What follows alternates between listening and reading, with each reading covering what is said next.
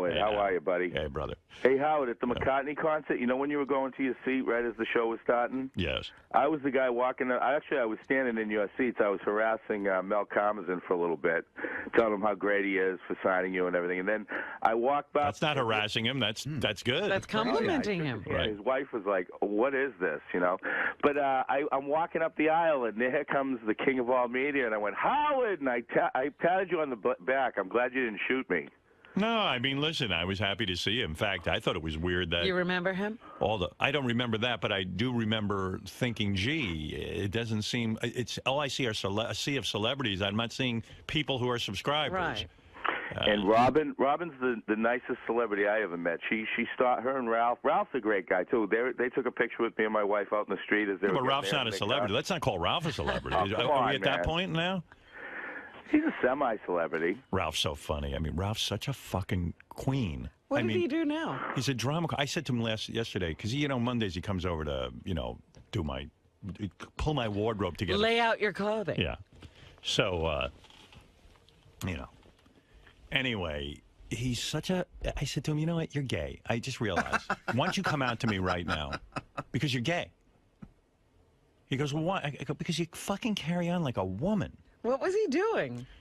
So I said to him, so he was like all sahitzt because he was like, it's just angabis, and he was like out of his mind. He goes, what are these words? He goes, first of all, I mean, I thought it was hysterical that like Monday, the first Monday back for the year, he wasn't at my apartment because he didn't know if there was going to be a TV deal, and so he had planned his vacation. We were off for 2 weeks, mind you.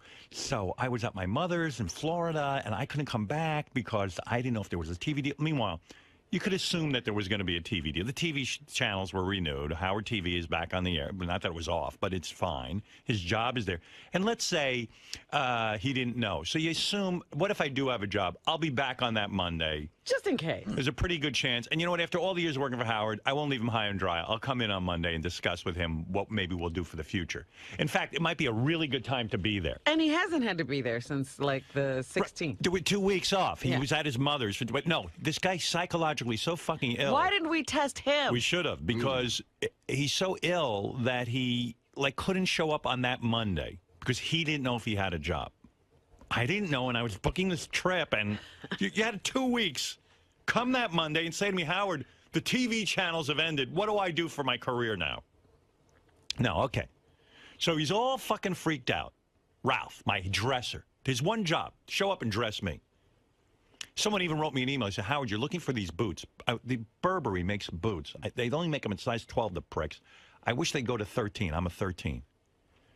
Someone wrote me an email and said, why are you having Gary call Burberry? Why doesn't Ralph do that? Ralph should be handling that. I don't want Ralph talking to the public, okay? In your name. Yeah, I don't. God only knows what he'll do. I know he'll be running around in the Burberry boots. Not me. Look at these cool boots. Yeah, they didn't have them in your size, asshole. They had them in my size, and they're perfect. And I know whenever I ask Ralph to get me something, it becomes like a long process. He's emailing, writing back. He doesn't go like over to the store. Then he sends my assistant over to take my dry cleaning. That's your job. Fucking take my dry cleaning. Let somebody else do that? There's like a million issues with Ralph being this guy who dresses me, so to speak. He has people doing the job. Yeah. So yesterday he says, I heard I don't know anything about some appearance you're making. So I go, on Thursday, I'm taping Piers Morgan's new show on CNN. Piers is inheriting the Larry King Hour. He goes, I didn't know about it. When were you going to tell me? You know, you have to tell me these things as soon as you know, because I have to think about what you're going to wear. I go, Ralph, we're here now, and it's not till Thursday, but I'm going to need time with you. I said, Ralph, what the fuck are you talking about? I go, dude, I'm making an appearance Thursday. You know about it. Do you want me there? Should I be there? I go, I don't think it's necessary that you be there because I'm going to put the clothes on, and then I'm going to go do the interview. It's not like wardrobe changes. Well, he thinks that, like, he checks the camera angle and stuff for me. Okay, fine, you know, right. But as far as I know, there's no fee for that. I don't know if he wants to be paid a fortune, you know. he used to come up with outrageous amounts of money to be at these things, because everyone else is paying him so much money to show up. All of a sudden, the people who work with me, when they show up at some other show, they're $2,000. They're $2,000 an hour people. I don't know where else they get this $2,000, but when they're with me, they're $2,000 an hour people. So I said, look, I don't know if there's a fee. I don't know what there is. I'd love for you to come if you want to come. If you want to check the clothing, that would be very nice. But if not, I'll put the clothing on. I don't know. I don't know when I'm going to pick this clothing after. Now, mind you, the guy does nothing all day. I mean, he's got several days to think about it. I said, Ralph, why don't I go downstairs for 25 minutes and why don't you think about it and pull some outfits and I'll come back upstairs and try them on. Okay. All right, I'll do that. But you have to tell me in advance. I'm telling you in advance. This is 5 days in advance. No. I need time to think. How long does that take? I don't fucking know. He knows my whole closet. Right, and I was wondering, does he have like a rotation? He goes, what do you see yourself in for this interview? I go, well, it's Piers' first week on the air. It's probably important to him. I'll put a suit on. I said, Ralph, I don't want to tell you how to do your job, but how about, you see this suit? I'll put this suit on. Give me a black T-shirt. And, I don't know, that's it. Well, what kind of accessories are you going to wear? What jewelry? God. I go, this watch and my ring. That's it. Maybe, I don't know, I have a nice little bracelet I'll wear. It'll look nice. Maybe some earrings. I mean, what did he expect me? Ralph, for this appearance, dress me like Queen Elizabeth.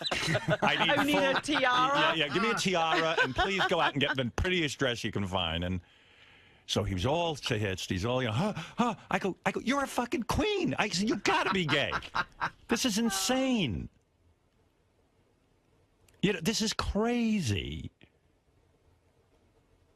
So anyway, I went downstairs. He pulled an outfit. I came up. I looked at it. I go, done. Fine. Beautiful. I don't know. I mean, everyone around me is nuts. Was he sweating? No. And I mean, all right, he's right. As soon as I know about this stuff, I should tell him.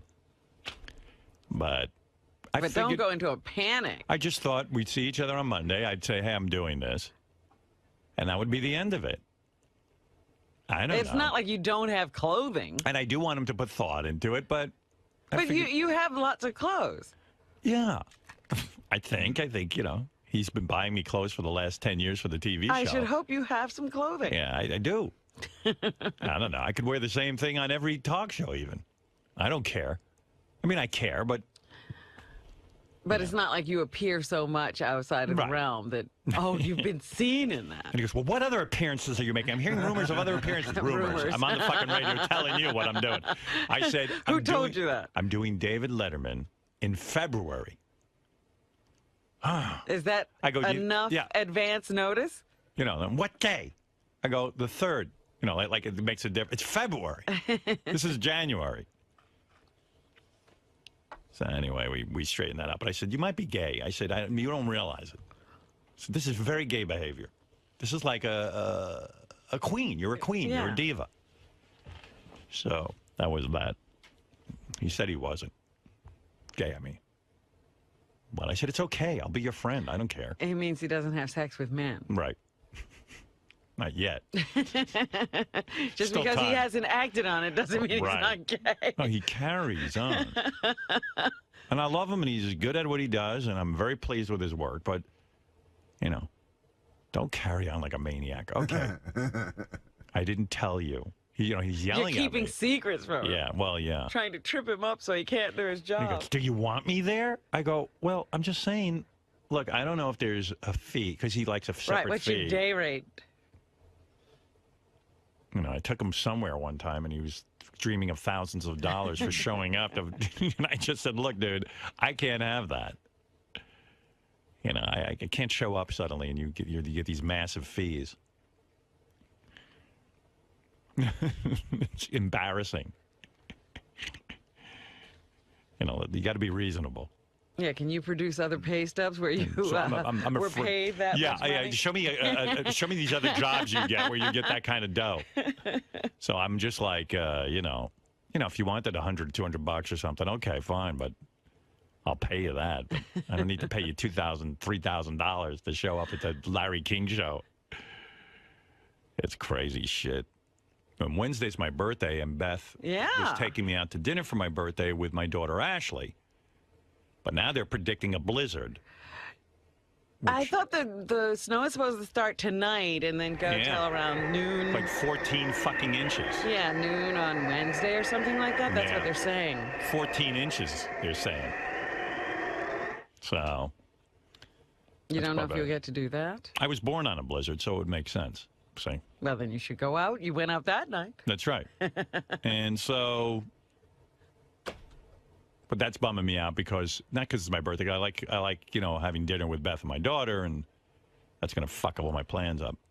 It's upsetting me. What, the snow? Yes. That I can't get my way and change the weather.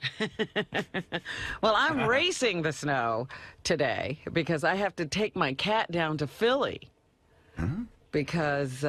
Why? She's going to have a kidney transplant. Oh, my God. And you can only do that in Philadelphia? That's where they do the kidney transplant. We live in New York. They don't do them here. Why? They do them at the University of Pennsylvania. They think it's silly? No, they don't think it's silly. They work with the University of Pennsylvania, but you can't have cat transplant places all over the country. They have to be somewhere. So I have to drive her down to Philly. I heard your driver is the donor. Yeah. Kidney donor. I said, look, you want to keep this job? Benji would donate his kidney to your cat. How cool would that be? Yeah.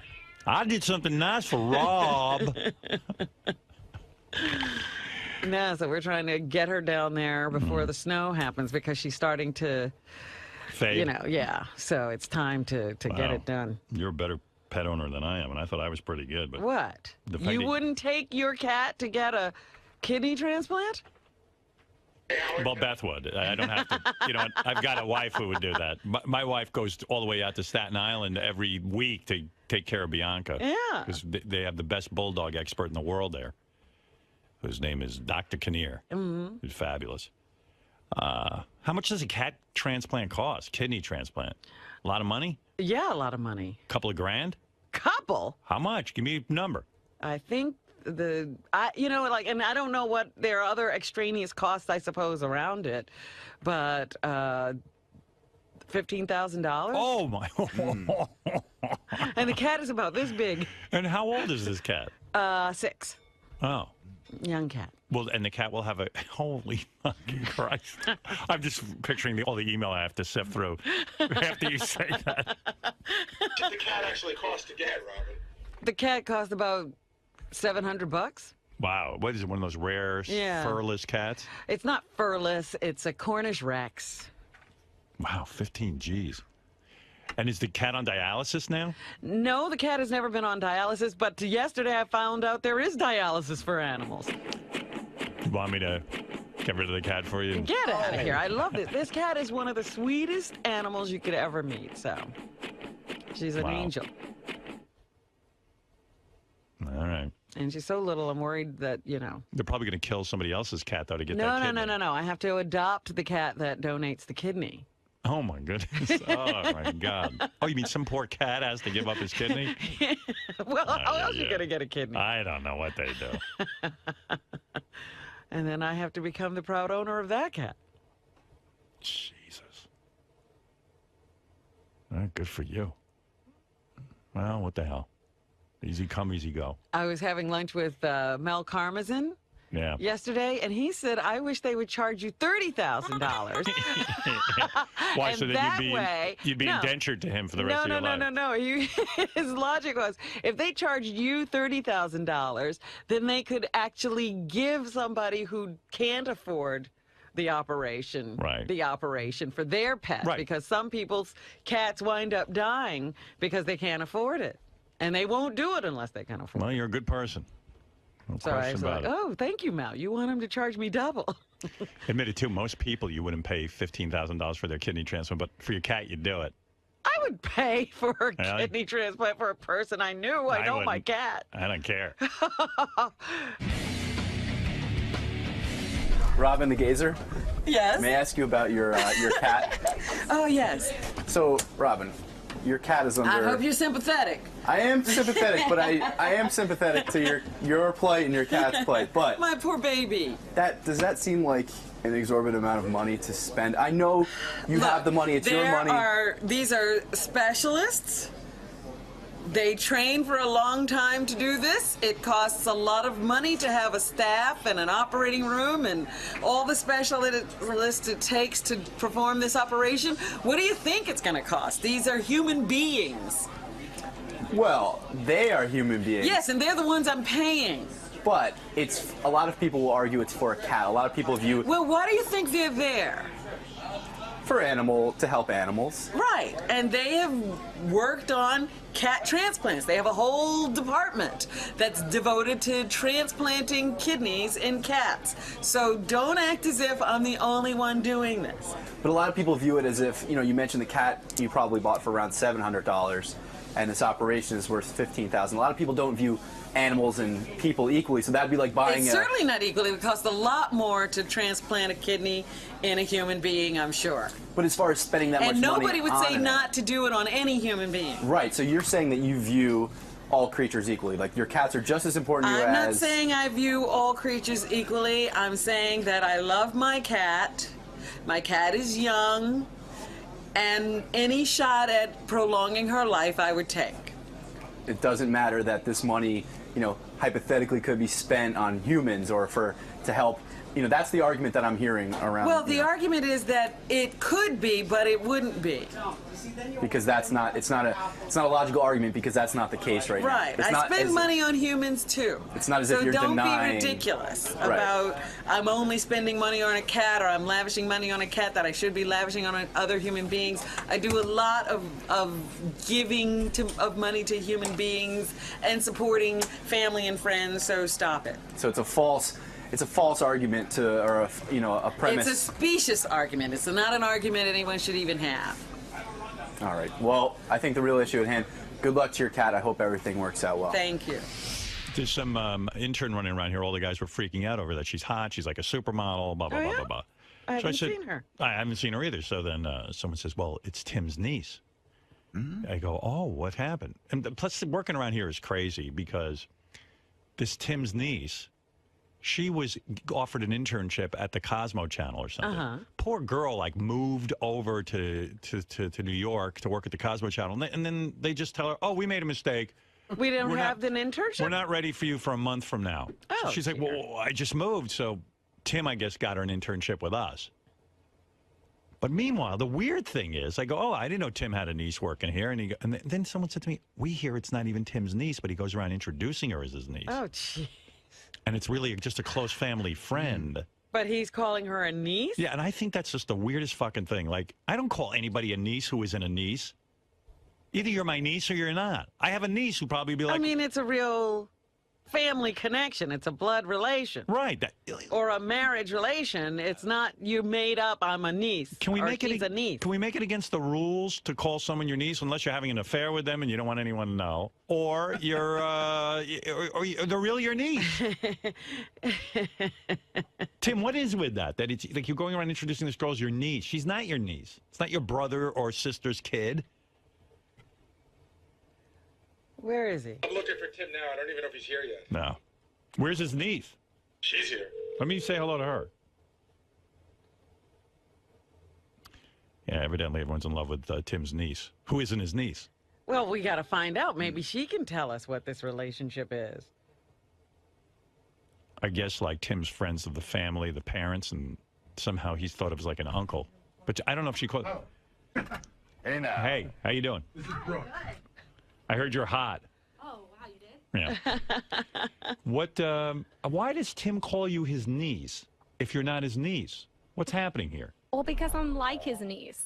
Do you call him Uncle Tim? I can. But you don't. No, just Tim. And so, hi. What is your name? I don't even know. Brooke. Brooke. Hi, Brooke. Yes. So, first of all, what happened with your internship? You were supposed to intern at the Cosmo Channel? Yes.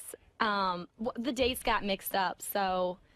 Here's your uncle. Here comes Uncle Tim. Uncle Tim. Yeah, we're very close friends. We grew up together. There's all this kind of thing, so we take care of each other. So no, dude, What? come Where here. is he running to? What are you all charged up? Man.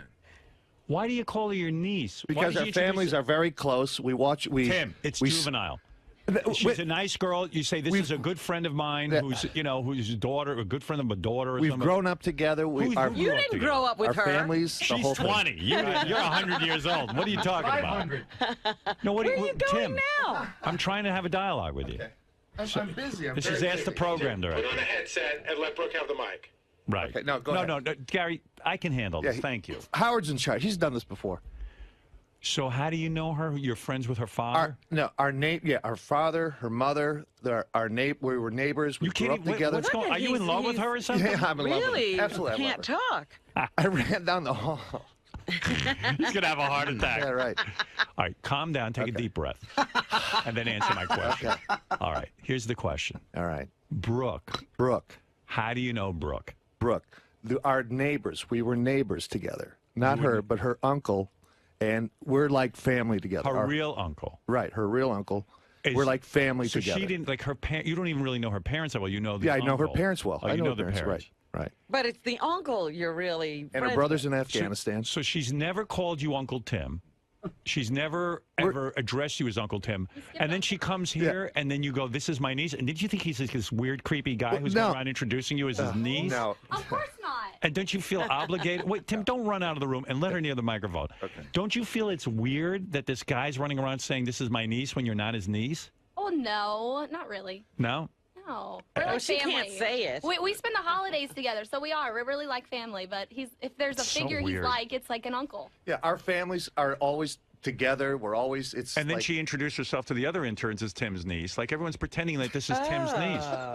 It's so weird. It's not weird. It's very, if you knew the whole situation where we spend holidays we together, don't know. we're We're at not each other's involved in homes all the this. time. We take care of each other. It's just the way So it is. just say We've she's been the through daughter of a good dear times, friend. bad times, all this stuff together. So He doesn't care. doesn't what care. I gotta go back. He's babbling. Hey, Tim, why don't you meet Fred, my son? Okay, I like All Fred, right. your son. there you go. He's my son. Tim, is Howard making this into a much bigger deal than it really Yes, he is. Yes, he is.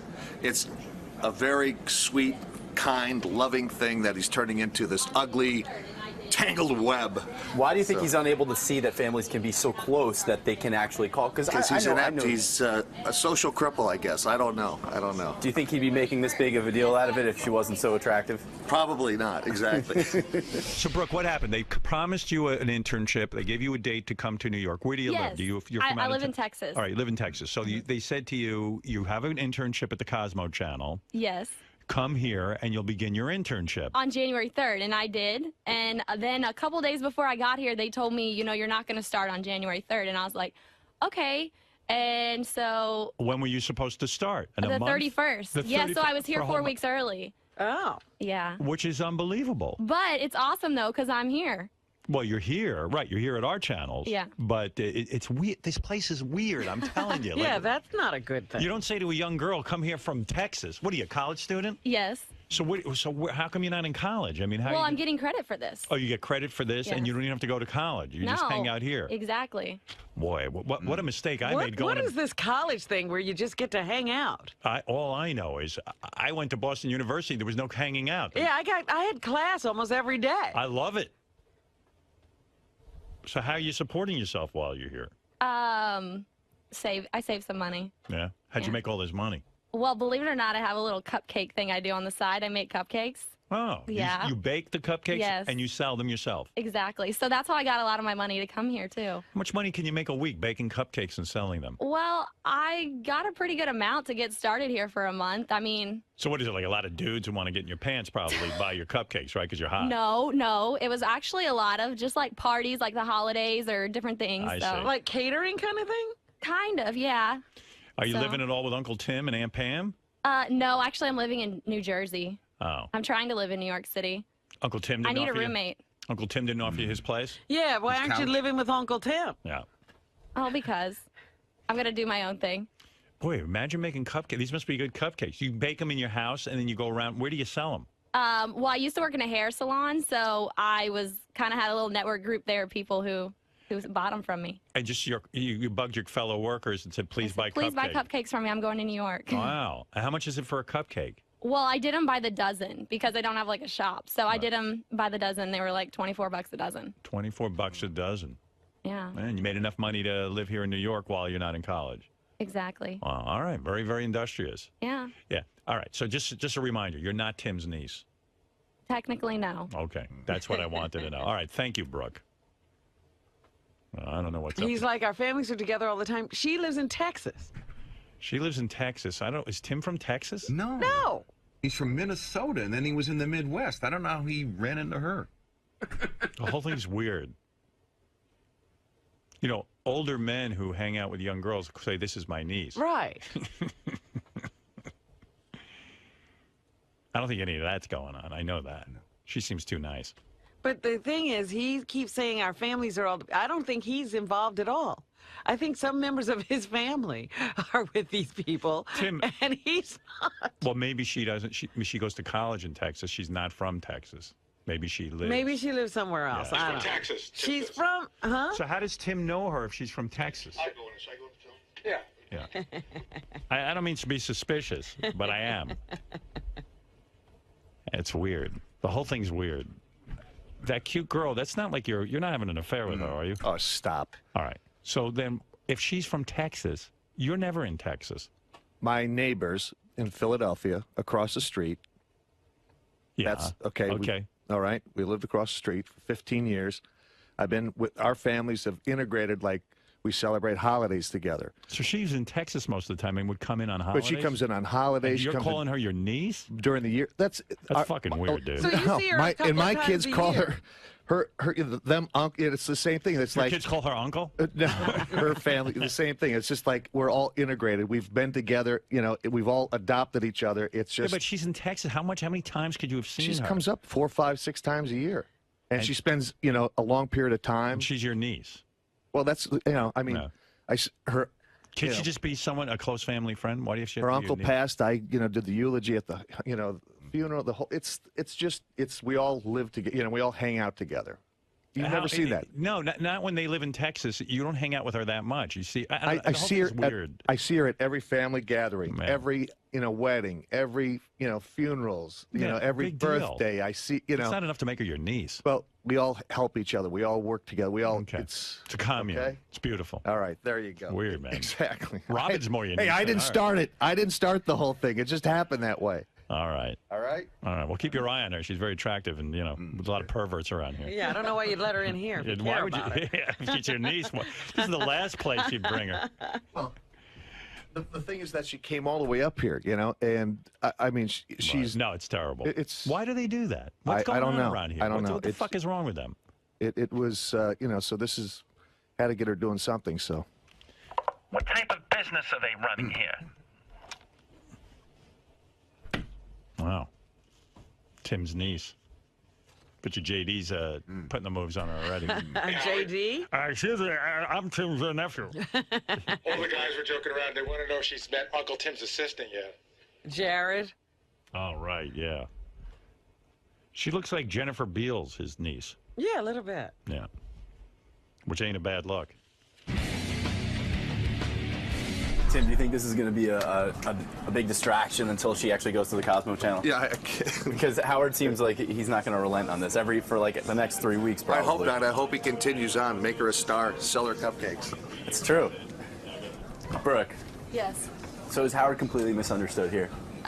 With this whole niece and not really niece thing? Yes, because you can be like a niece, but not technically be one. Right, because Tim mentioned, explain a little bit more. How long have you actually known Uncle Tim? I don't even know, back so long ago, I don't even remember. So as soon as you knew who people were and were able to recognize other people, you knew Yes, Tim. I've been a part of that. Well, he's been a part of our family. We're together as a family for a long time. So, holidays, Christmas, we spent together, Thanksgiving. Obviously, I'm in Texas, so whenever I came up here to visit family, Tim was always around. Things you would do with your blood relatives. Exactly. Mm-hmm. So it's not this creepy, weird... It's not this creepy, weird connection that he said. No, it's not at all. Not creepy at all. Now, as far as this whole internship thing goes, there was a huge mess up. I mean, they brought you up here too early. Yes, there was a mix-up, but I'm happy it worked out the way it did because I'm here right now getting to do this for a couple weeks before I start at Cosmo. So it's actually like a blessing in disguise. You're getting two for the price of one. So I'm not even mad.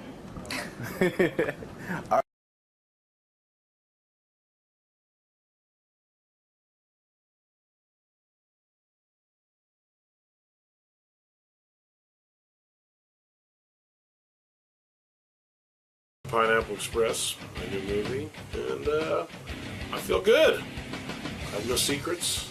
I'm ready for this experience. So, are you excited to be on Howard's show? Are you a big fan of his? I am. He's just like a fucking filthy dude. I'm used to talking to Jay Leno and shit, so it's nice to talk to.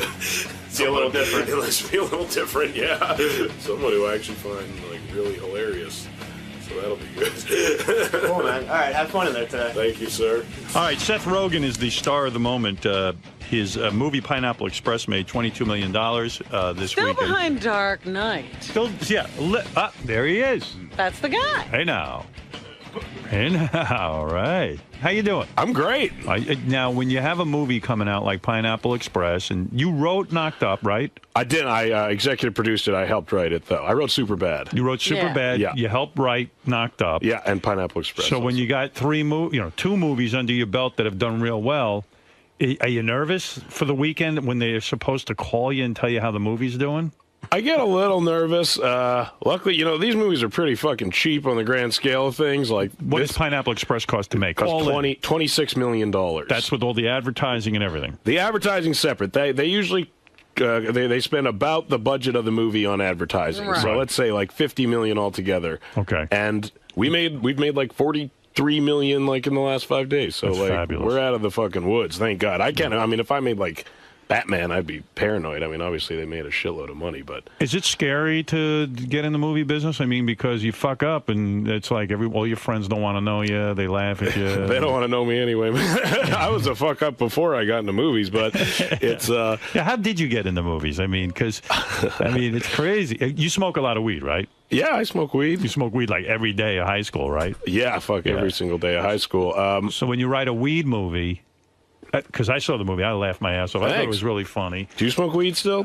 No, I can't handle weed. Really? I get so paranoid that Do you think it's because it got stronger since when you smoked it a lot? Yes. In fact, the last time I smoked, I swore off ever smoking again. This was in California, and I thought it was laced with something. I had no idea that weed has gotten so intense. It really has. Yeah. I mean, and you can handle it? You don't get paranoid feelings? No, I mean, if I'm in the right suit, like, I can't smoke weed, like, when I'm shooting a movie because I get fucking paranoid because there's just all these people around and I never know who's going to yell at me or anything. But you make it look so great. I mean, you make weed look so attractive. I mean, throughout the whole movie, you're smoking and you're having so much fun with your weed and everything about weed. And you make your best friend becomes because he's your weed dealer.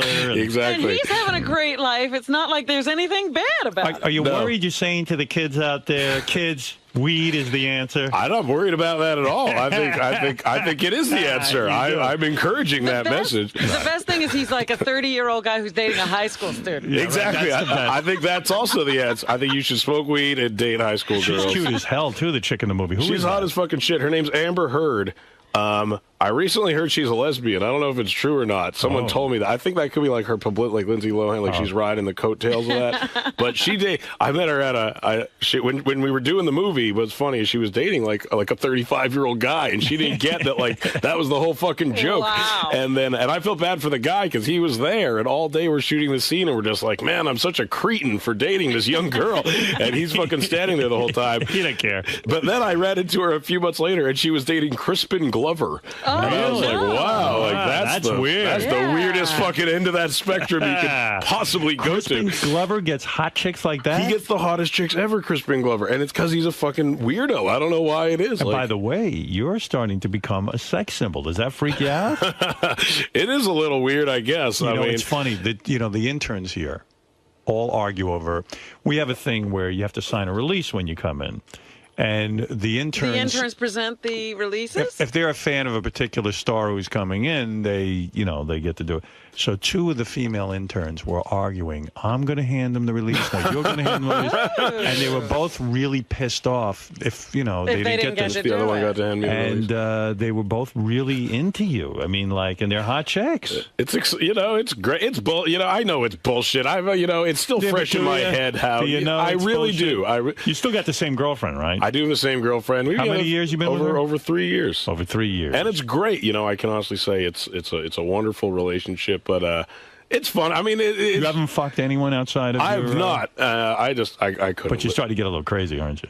I watch a shitload of porn and jack off all the time.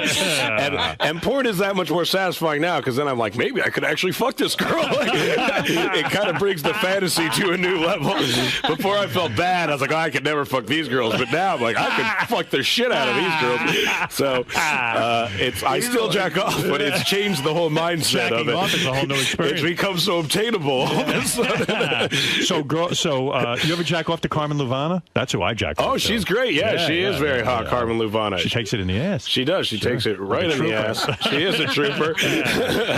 But yeah, it's fantastic. You started writing movies when you were 13? I did. And your parents must have thought you were an asshole, right? No, they encouraged it, actually. They did, really? Yeah, they Where are totally you from? did. I'm from Vancouver, British Columbia, in Canada. Okay. And my dad's from Newark, though. So I'm pretty well cultured. You're world traveling. Exactly. All right.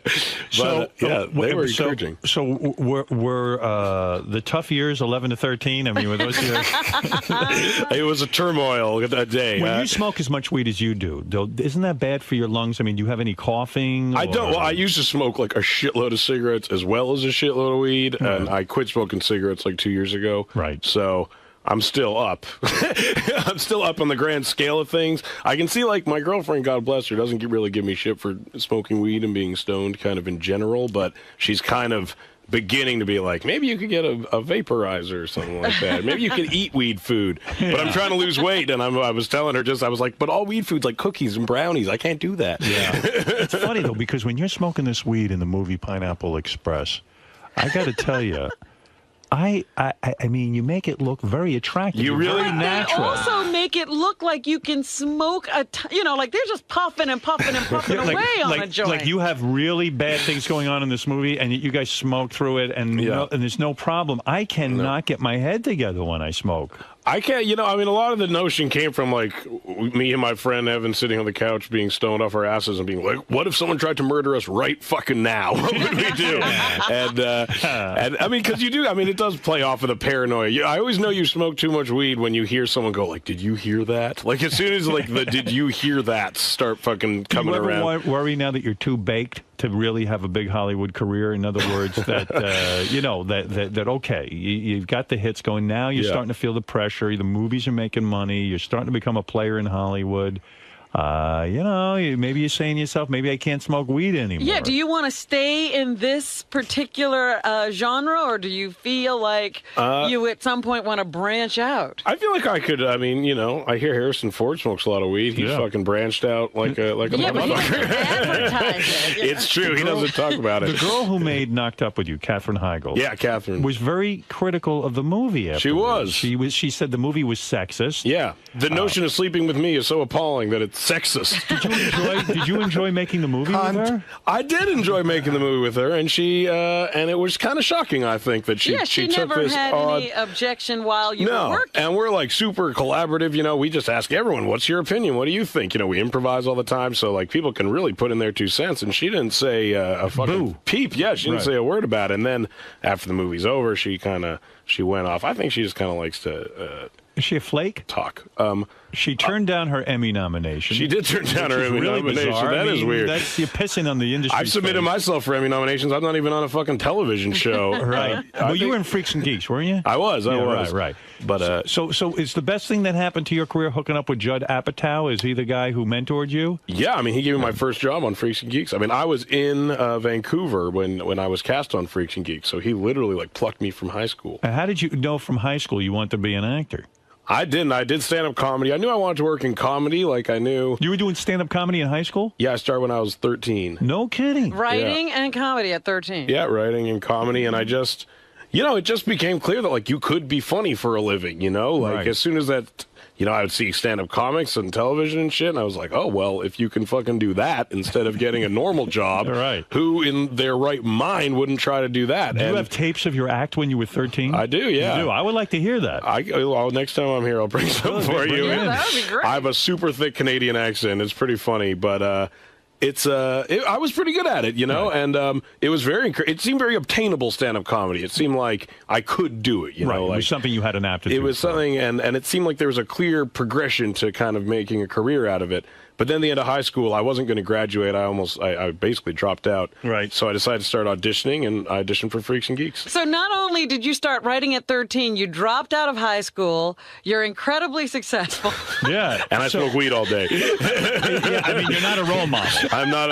Maybe I'm the greatest role model. I'm the most obtainable role model there is. How are you losing weight? Crystal meth? Or? I am. It's a lot of ice. Just the teeth jittering alone burns calories. So now you're such a big star. I read that you're going to star in the Green Hornet. Yeah, me and Evan, who I wrote Pineapple and Superbad with, we're writing a Green Hornet movie. Evan is not the kid from Spider-Man, is it? No, that's James. Evan is just he's just a Jew I went to high school with. He's a Jew. Yeah, he's you a Jew. admit that. Yeah, I admit that. and he's his your only writing partner. credential is his only credential is a Jew. That's all you need in this fucking business. Exactly. Does Evan want to be on camera? He has no interest in being on camera at all. Yeah. Maybe he'd be good at it. Isn't he a little resentful? You're the guy who gets, he's Bernie Taupin. I know, exactly. Yeah. That's and I fuck him in the ass too.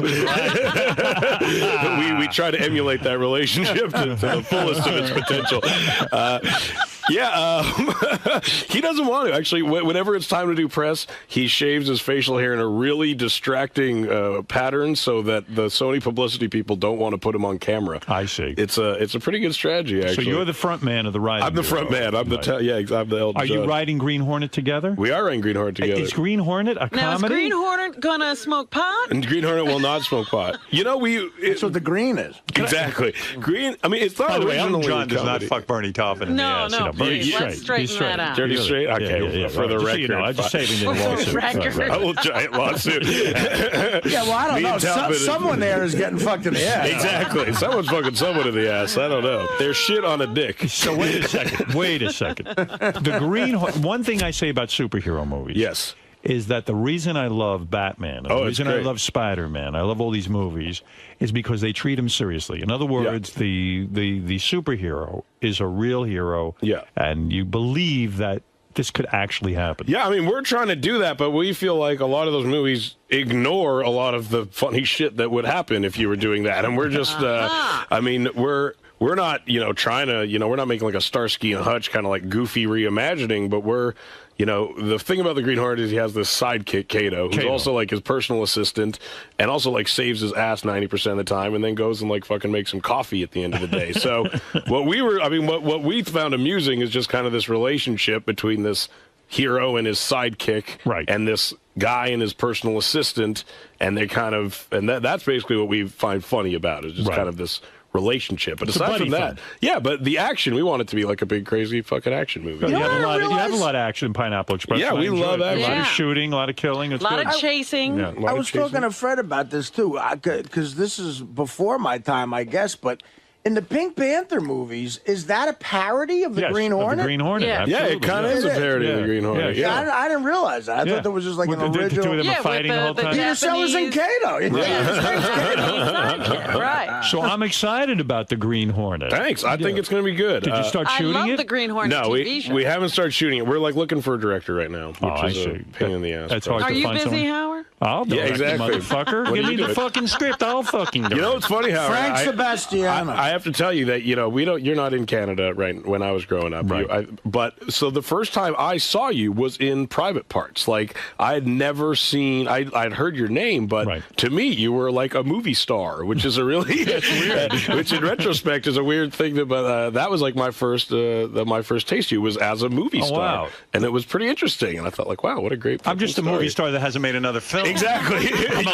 I'm the laziest movie star on the planet. You are. Movie star. He made one film. Anyone in your life believe that you would ever become a movie star? Because you don't have the Brad Pitt look. No, not at all. This kind of thing. You know what's funny is like in my head, I remember when I was young, I'd literally like make a list of like the chubby, overweight guys, and every time like I do, like Vincent D'Onofrio, I was like, ooh, he kind of is shaped like me, and then like Philip Seymour Hoffman became famous. I was like, yeah, there's another one. Paul Giamatti. Paul Giamatti. Oh, that was you. Believe me, when I saw Private Parts, I was like, that fucking guy is my meal ticket. Right there. And so no, definitely not. But that being said, I mean, there's guys like John Calic. I'm not the fattest, ugliest fucking guy ever to be in a movie. Now, the guy you cast in the movie with you in Pineapple Express is the kid from Spider-Man, the good-looking kid who plays the Green Goblin. Yeah. How did it happen that this kid plays a stoner, drug dealer, and does such a good job? He's really funny. He's amazing. You know what's funny is I've known him for years. He was on Freaks and Geeks with me, and that was almost 10 years ago. Okay. And then he went off and did these really dramatic things. And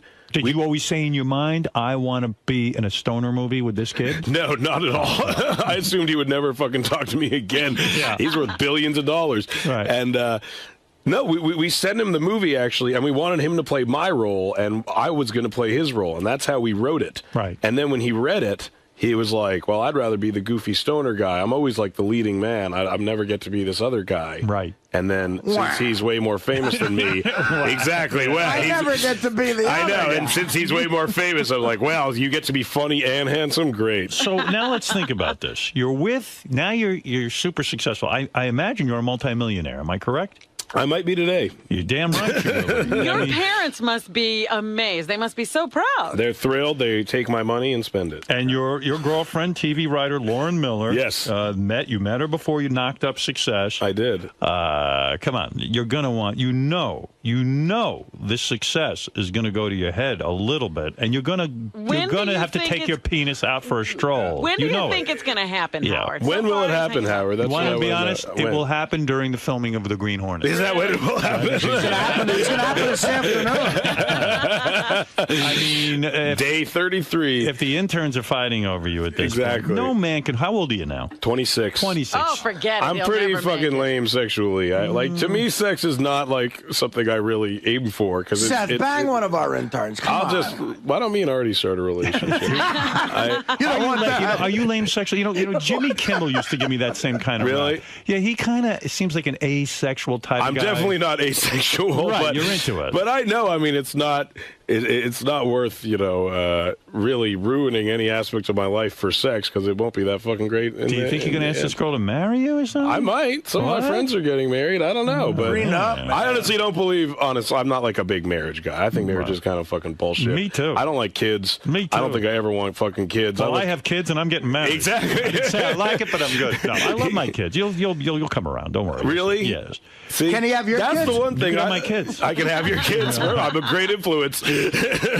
Would you say that, you have to, your guy watches porn. Shitloads. There's going to be a lot of temptation out there, my friend, as you're going around in this business. There's definitely temptation. And I work with porn stars in our movies a lot, which I actually think is good in dispelling the sexiness of porn. Because when you're around porn stars, it instantly, it lowers the when I did my movie, I had Jenna Jameson in She's my fucking movie. hot as hell. I'll tell you, it didn't dispel It did not dispel shit. No, Well, I don't know what you're talking about. You got a good one. See, we need to aim higher. I know what he's talking about. Sometimes you meet certain porno people you meet, and it really does ruin it. Well, I remember, there's a scene in Knocked Up where there's two actual porn stars stripping for us.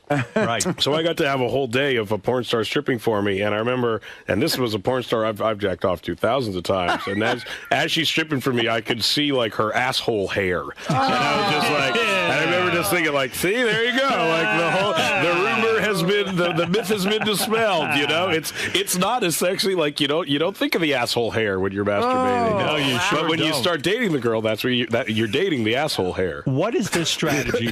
What is the strategy here? Well, you're right. It makes these people real. Yeah, it makes them real. What's the strategy career-wise now? You turned down a huge role in a big kind of, what was it, like a sequel to Transformers? No, it wasn't. Jonah did. They offered me another part in some other big giant giant film. Yeah. What was it, X-Men or something? I honestly can't remember what it was called. It was the guy that did, I think, what was it, The Day After Tomorrow, maybe? And they offered you a big role and you turned it down. Yeah, I mean, I didn't even need to hear what it... I have one simple rule, and that's, would I go see this movie? And I feel like it's a rule that a lot of fucking people don't ask themselves, because you see a movie come out and you're like, no one would go see that movie. And for Green Hornet, though, you're losing weight. You're trying to get chiseled, right? I am a little bit. Yeah, You're gonna play it's fucking terrible. It's Green Hornet? I'm gonna play the Green Hornet. See, Robin just shat herself. The Green Hornet is a guy who's in shape. You have to believe that I do physical activity, definitely, which right now you don't. How are you preparing for I have a personal trainer. He trains many celebrities. which is. He looked at you and said, "This is possible." He did, which I was literally worried I'd walk in and just be like, "Get the fuck out of my face." Why think he's going to turn down a job? This guy? Exactly. Why not a chubby Green Hornet? That's what. Well, here's the thing: is we don't know. So much easier. We don't know what will happen. We're open to a chubby Green Hornet. I keep having this recurring dream that like I'll show up on set in a few months and just be like, "Sorry guys, this is what the fuck you got to work with." Rewrite. I got the fat version of the script right here.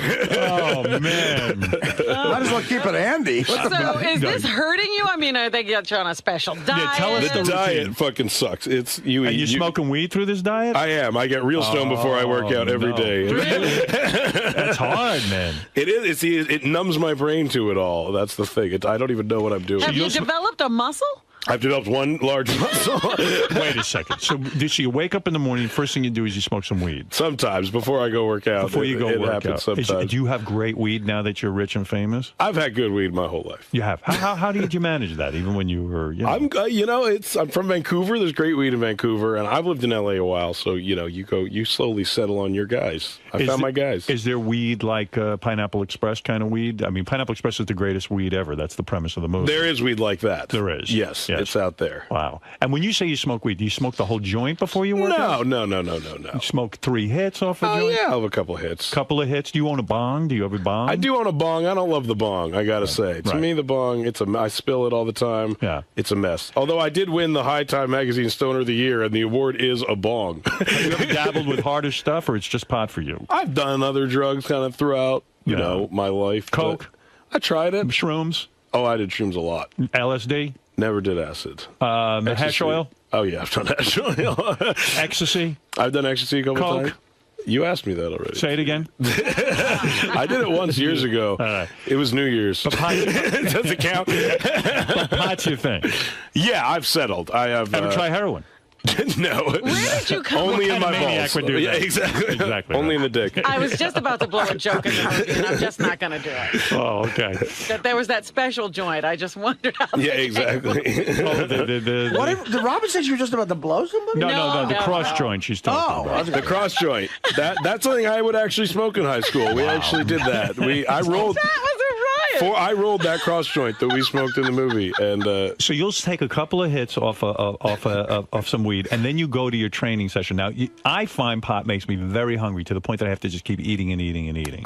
Real potheads have eliminated that, I would say. Like, Oxygen does that for me. I think you realize, yeah, exactly. Just real potheads can go. Real potheads don't get munchies, I would say. Like, I think you learn very early on in your pot smoking career that when you eat after you smoke weed, it makes you not hungry anymore. Right. I mean, it makes you not stoned anymore. It kind of kills the high. I so not enjoyed being high from pot that you wanted to eat. That's why I think I ate so much. I just wanted to get rid of it. Exactly. Real potheads eat and then smoke weed. See, there we go. Well, now I know why you're here today. You're some kind of expert. Pineapple Express. You've learned a lot of shit in your life. So you'll go to the gym and you're high. And does your trainer ever say to you, "Look, this isn't appropriate. You want to be the Green Hornet"? He trains a lot of rappers. So you're not taking this training very seriously. No, I really am. I seriously am. But what do? You do sit-ups and. I work out like I go in there like 3-4 times a week. What do you weigh now? Can I ask? I never weigh myself. You can ask. I don't fucking know. You don't know. Between 180 and 225. But they didn't try measuring you or anything to see what kind of results they were getting? I mean, I've seen results. There's results. Okay. You guys haven't seen me normally. Most Take off your clothes. Most people who have seen me now and haven't seen me a while say, "Ooh, you look great." But you guys don't have that pleasure. You a big comic book fan? Is that why you got huge comic book fan, me man? Too, man. I love it. I'd say yes. Since I started making money, that's the one thing I fucking blow all of it on. Do you collect? I collect tons of comic books and like toys and sculptures and shit like that. Where do you display all of this? In my office. I actually just had like a whole giant wall of shelves built in my office. No kidding. Look at you with an office. Now, would you be somebody who went to Comic-Con at one I time? would be somebody who went to Comic-Con. Do you know Gamorrean Guard? Huh? Do you know Gamorrean Guard? Gamorrean Guard? What is that, like a role-playing game? That's Star Wars, Gamorrean Guard. Oh, the Gamorrean Guards. Yeah. We know a guy who goes as Gamorrean Guard. Really? Yeah. Are they the red ones, the Gamorrean Guards? Oh, Gamorrean Guard. So, were your parents aware that you were smoking all this pot at a young age? Were they okay with it? They were. When I was I guess when I was 13 years old, they found an ounce of mushrooms in my backpack, and that was the first thing I ever got caught with. Wow. So that like set the bar pretty high. So after that, when they would find a joint or something, I know they were like, well, at least he doesn't have a fucking ounce of mushrooms in his backpack. So that's the key to kids, is if you're going to get caught with something, get caught with something really bad first. So then pot isn't and then just so your bad. normal shit doesn't seem so bad. That makes sense. So you were the type of kid, you read a lot of comic books and you smoked a lot of weed. Exactly. And I jerked off a lot. I was shocked to read that you were a staff writer on the Ali G show. I was, yeah. That's amazing. That's an amazing show. Oh, it's genius. I love that. What kind of fun was that? I mean, you just make up weird shit and it was fun. It was really hard. Me and Evan did it. It was like it was actually our like first job together, like professionally, that we got paid for. Yeah, you would write the interview questions, like you see him there interviewing people, and you would think like, well, he's interviewing a psychic, and then you try to get him to. We did some crazy shit, and when it worked well, it went great. We had this psychic who we got him to contact Gianni Versace, and then he started to give the ghost of Gianni Versace a blowjob in front of the psychic. It was the greatest fucking thing ever. And the psychic's going along with it, just like, where's his dick? Where's Gianni's dick? Did that one make it to air? It's on the DVD, I think. I think they put it on the DVD. They might. He blew the ghost of Gianni Versace. It was fucking great. And I love that. Yeah, that was a great. He's Sacha Baron Cohen's a fucking genius. He really is great. Yeah, and that was like a real. It's to me, it's just an honor when you're like a fan of comedy. You get to work with those guys, and like it's How do you get crazy. a job like that? I mean, you were a young kid. How old were you when you were writing that show? I guess that was a few years ago. I was probably like 21 or 22 or something you got like some that. Successful career, man. It's been going pretty good. You must think this whole comedy thing is pretty easy. Yeah, I mean, it's not such I think the comedy part is kind of, it's not that hard, the comedy. The work, yeah, comedy's always the easy part. That's what I do think that. So are you like one of the in crowd now? Do you get to hang out with Adam Sandler and all those fucking guys? I don't go anywhere, man. What like are you maybe talking like about? You got some fucking famous friends. Don't give me I bullshit. know Adam Sandler. I'm doing a movie with him in a That's few what I'm months. saying. Yeah, I know Adam Sandler. You're doing Green Hornet and an Adam Sandler movie. Yeah, Judd's next movie is with me and Adam Sandler. Get the fuck out of here! Yeah, Look at your career, man. This is fucking crazy. insane. What It's are you great. worth right now? Give me a ballpark. I actually have no idea. I don't buy that. Because I don't know what I've been paid for. I've millions of dollars. Wow. Yeah. What do you got? A big house? No, I don't have that big a house. It's bigger than any fucking house I grew up in, my whole life. Where you living? It's around the size of this studio that we're in right now. But I live in LA. I grew up in like apartments and shit, So like your parents were like hippies, right? Weren't they? yeah, they were like, my mom's a social worker. My dad always worked for like nonprofit. They met on a kibbutz in Israel. Like kibbutz. Yeah, That's communism, man. yeah, they're like socialists. Yeah. How big's your penis? I'd say flaccid. I haven't measured in years. It's a good size. Is it really? I'd say it's normal. Gee, I was hoping you were small. I mean, things are going a little too well. I know, exactly. But it's weird looking. Really? No, it's not. What a shame. It's a textbook penis. I'd say like it's your dictionary definition. When I was researching your life, I found out that you were a karate student for 10 years, and you only made it to brown belt? My teacher was tough, man. He was a tough teacher. So, I mean, can you handle yourself? I can kick some ass. So for the movie Green Hornet, it's almost mandatory that you be somewhat versed in the martial arts. Definitely. I'm a fighter in it. I got to learn to fight crime. And have you ever fought people in real life in a match? I've never been in like a real fight. Really, I was always like a pretty big guy, and people don't really want to pick on like a really katas. Big, I know my katas and my kumites. And wow. I took it at the fucking Jewish Community Center. I should say that.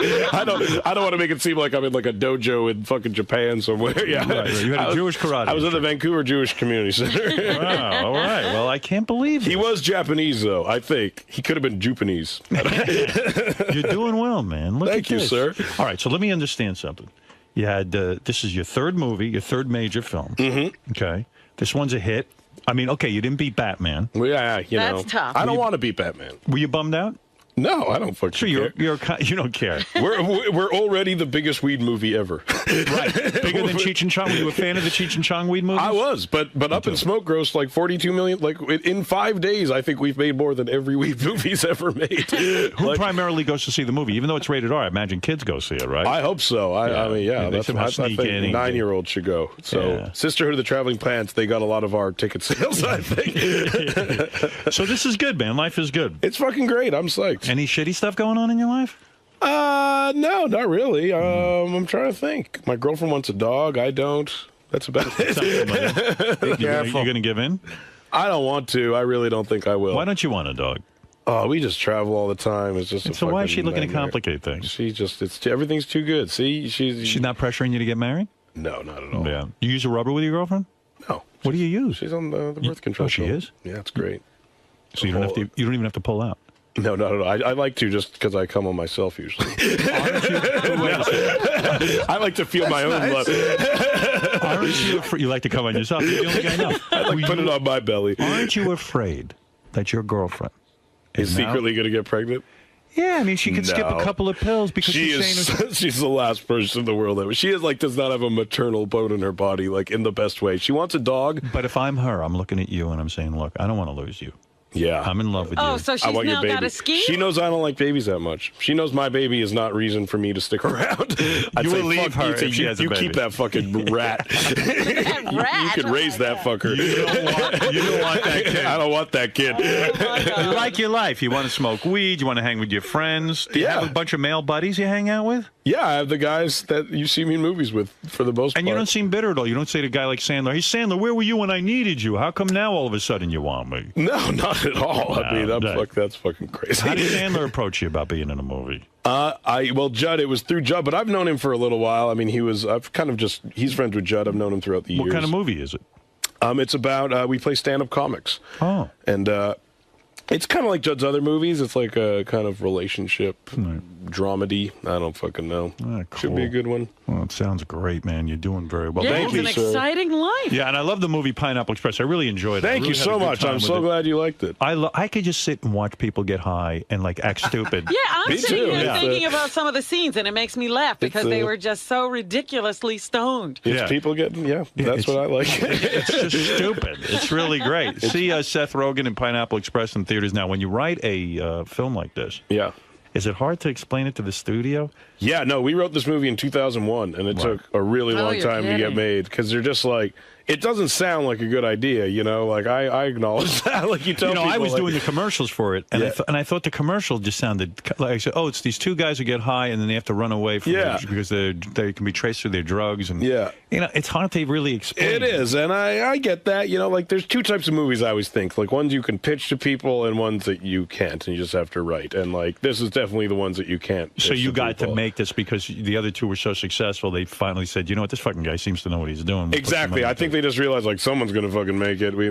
might as well Did do the studio guys come down to the set every day and watch you guys fucking around like that and smoking weed and No, shit? they literally didn't. Like, we didn't see them once the entire fucking time. You have to send them dailies? We didn't. I think they watched it. We literally didn't hear one word. Is it real weed in the movie? No, it's this fake shit. It's gross. It'll probably kill me in 3 years. I always keep thinking like the Tin Man. That guy died from all the fucking paint. Did he? Yeah, Is he that did. true? Yeah, he did. Like years later, like there was like he got like arsenic poisoning or something You're like that. kidding me. Yeah, The I feel Tin Man? Yeah, I feel like that's gonna happen with me in this smoke. Like, Who's that? Ray Bolger was the Tin Man, wasn't he?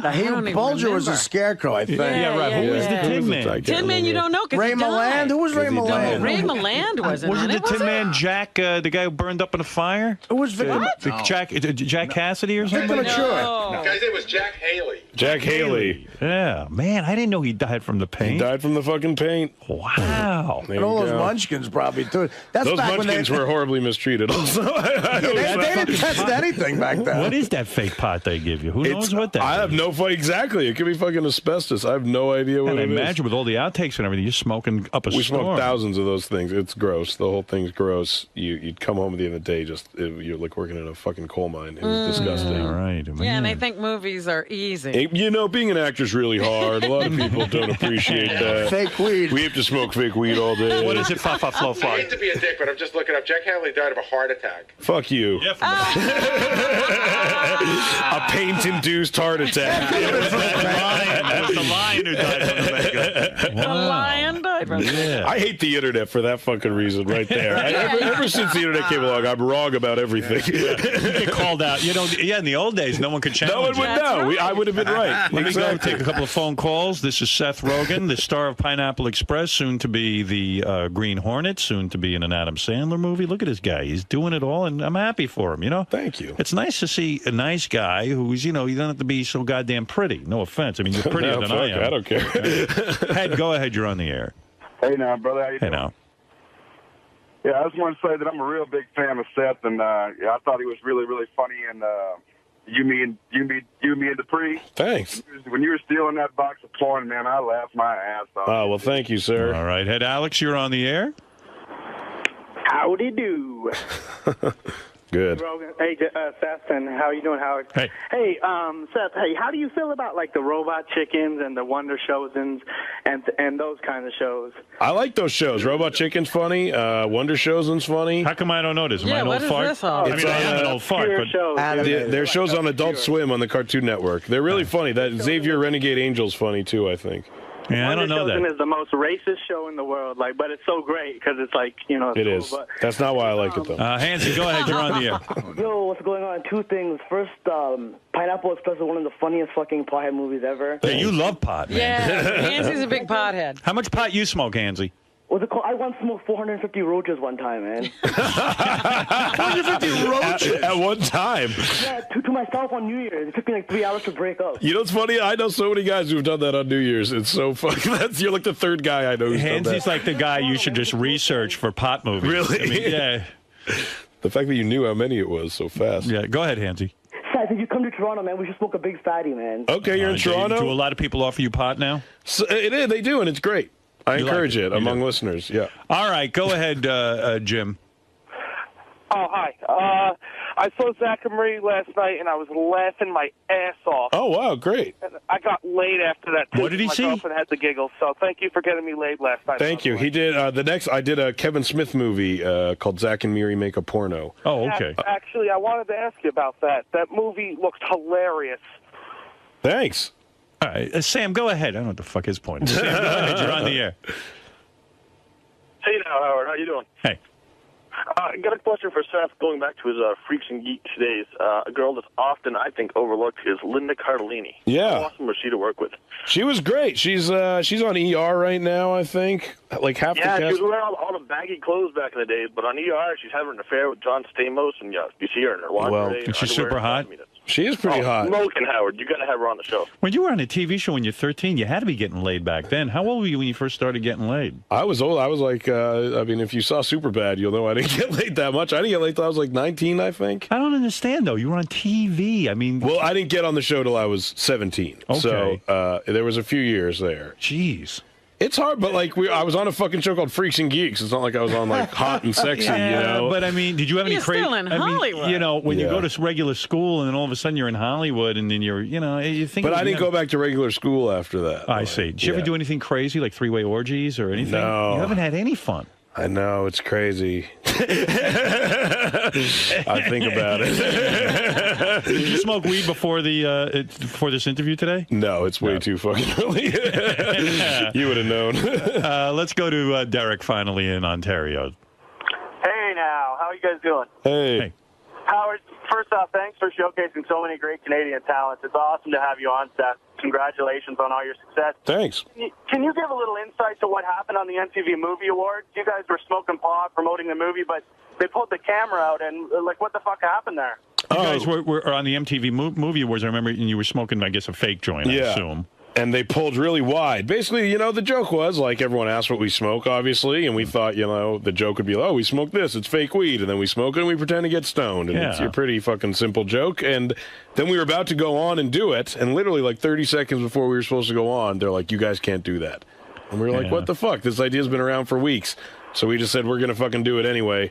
And we did, and they kind of pussied out, and they pulled way wide. But MTV's fucked. I was just on TRL the other day, which is not live.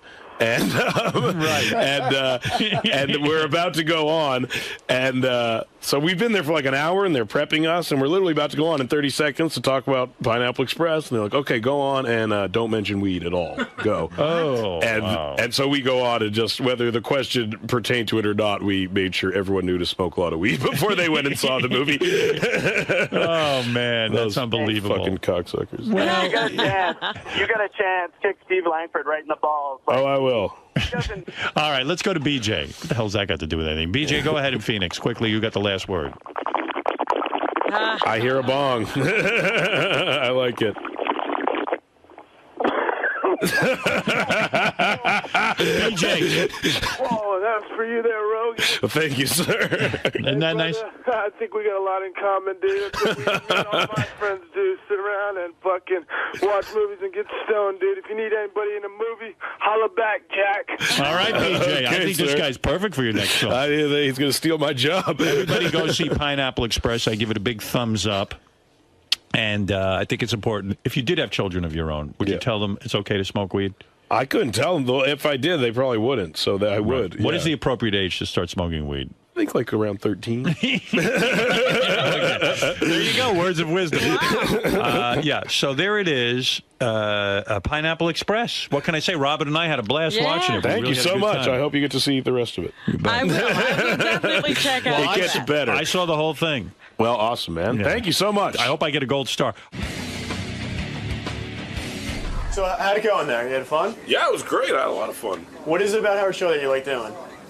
Free to say what you want. He's funny. You can talk about whatever you want. He asks good questions, and he's fucking hilarious. Most of all, he's just a funny guy. You talk a lot about smoking pot, like openly. Well, it's a weed movie. I'm promoting the movie. No, but just in general, like, do you think there's going to be any negative repercussions to, like, you know, saying you smoke pot? And... No, I think because I've been pretty open about it is part of the reason that there hasn't really been any. I mean, I think it's pretty hard to attack the guy that takes this position that weed isn't that bad, you know? I mean, it's really not. So I don't get, like, no one's really making that great an argument to the other side of that. All right, man. I'm waiting to take a piss. It's okay. So you had a good time today? Huh? You had a good time then? I had a great time. It was a blast. All right, thanks for stopping by, dude. Thanks a lot, man. Thanks. Tommy Chong's here to promote his new book. I want to say hi to Tommy. I can't believe Cheech and Chong got back together again. That's a miracle. Talked to him since the reunion. Remember, he was having a little trouble talking to Cheech.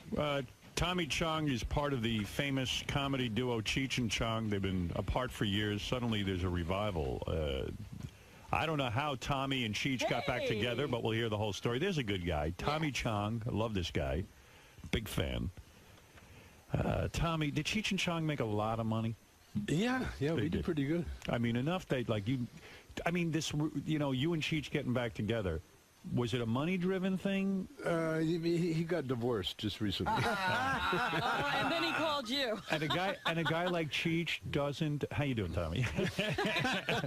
A guy like Cheech doesn't sign a prenuptial agreement with his wife. No, well, even if he does, you have to give the minimum, which will break you anyway. Right. There's some money that exchanged hands. Yeah. Cheech, I guess, got full of himself. Cheech and Chong was such a great comedy duo. And then I think Cheech got a little full of himself with the acting. Well, he lives in Malibu, he hangs out with Geraldo, Right. His fancy friends. The parties, So how do you guys... golf. You've been to golf. Yeah. How do you guys end up getting back together again? Well, I wrote that book. Right. This book. The unauthorized autobiography. Of Cheech and Chong. Cheech and Chong. He had nothing to do with it. Was he upset that he didn't have any? Yeah.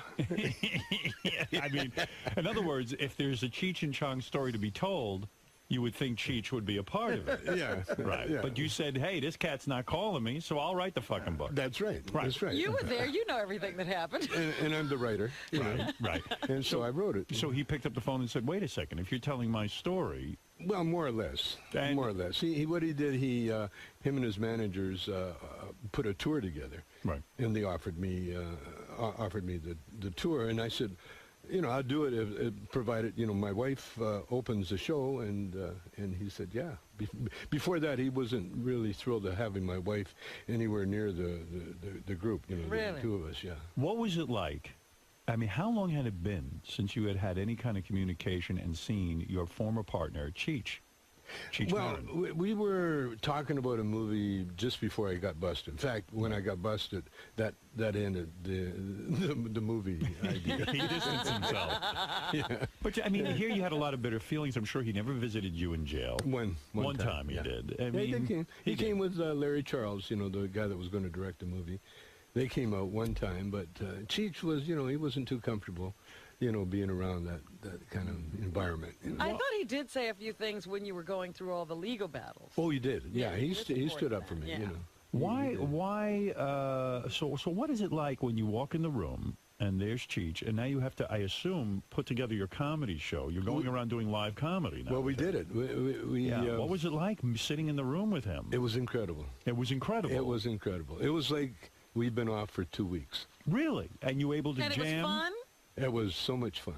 Still the pot humor, or did you feel you were no longer capable of No. that? No. It was a Cheech and Chong humor. That's the only thing we could remember. And how many dates did you do together? We did 6 shows in La Jolla in a little small comedy club. And was it mostly your greatest hits from all the Cheech and Chong albums? It was the only thing we could remember. So there were no new references. In other words, you went in and you gave the people what they wanted. It's almost like when the Beatles, if the Beatles could go out on tour, do the hits, give the people what Dave's not here, let's run through the routine. That's it. We did the routine. The good part, the new part of the show was that, you know, I've been doing stand-up for like 20 years by myself. Sure.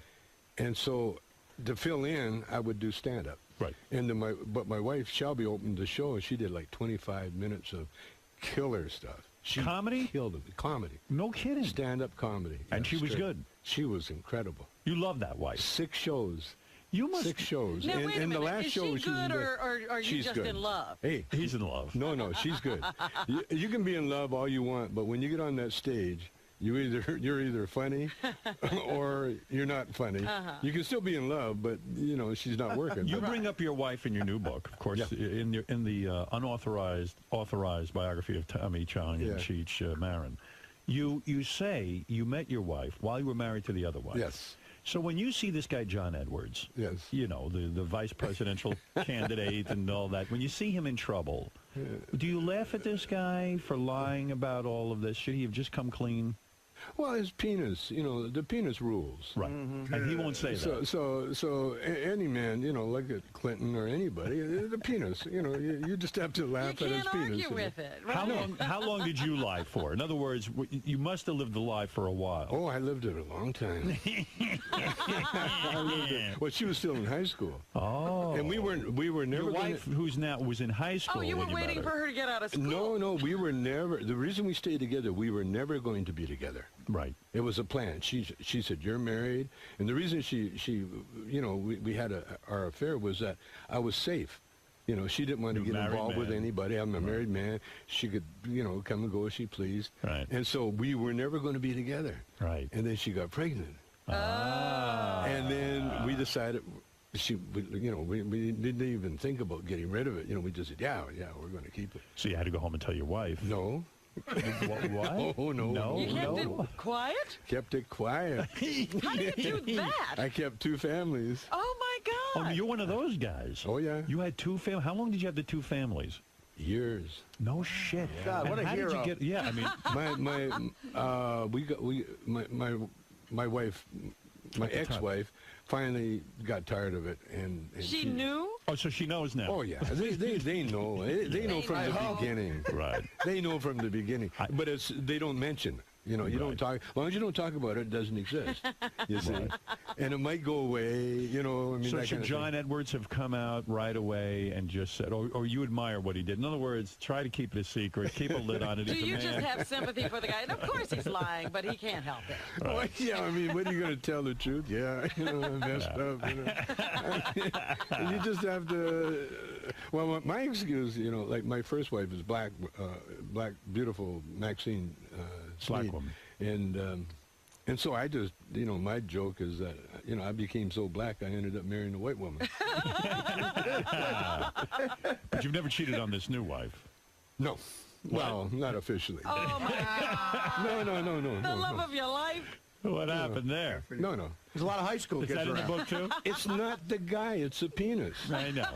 My penis has been retired. What did your penis do? No, it's retired. It's been retired for years. You have a black fixation, though. I know your current wife is white, but you always wanted to be a black guy. You grew up in a black neighborhood, I take it, and then you said, hey, man. Well, I grew up in Calgary. The only black neighborhood, there's like 6 black people in the whole city. Right, but you were fascinated. But I found it. I found them. Wherever they were, I found them. Yeah.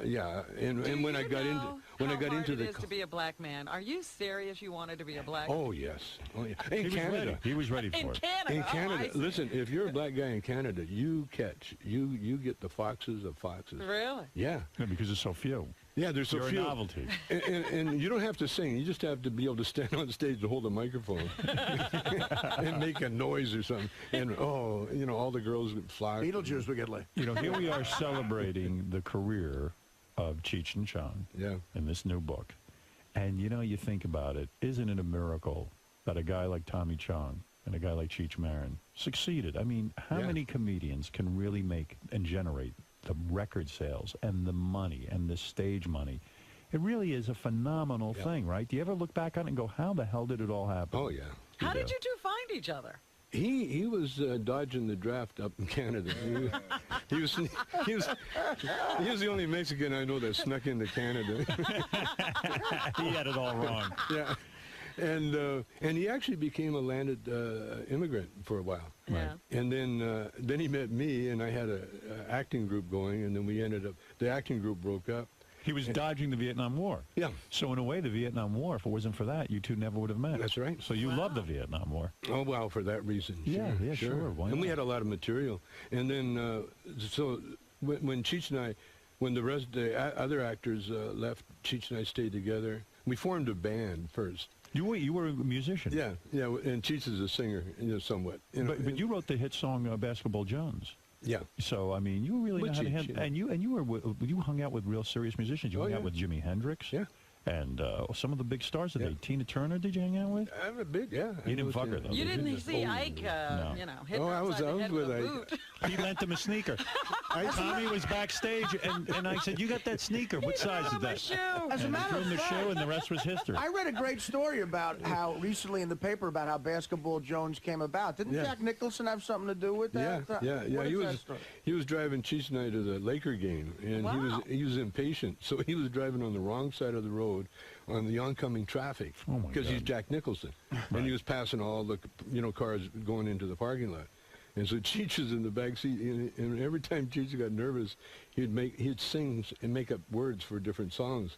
And instead of Love Jones, he was in the back seat going, I got a basketball Jones. That's funny. Got a basketball Jones. And he sang that, and the next day I remembered, and we went into the studio, and it was a big hit. And then we wrote the rest of the How many records did that sell, Basketball Jones? Oh, no idea. You don't even remember. I never got an account. But Jack Nicholson is a bit of a hypocrite in your life in the sense that you met him early on before Cheech and Chong were famous, and he basically told you to fuck off, didn't he?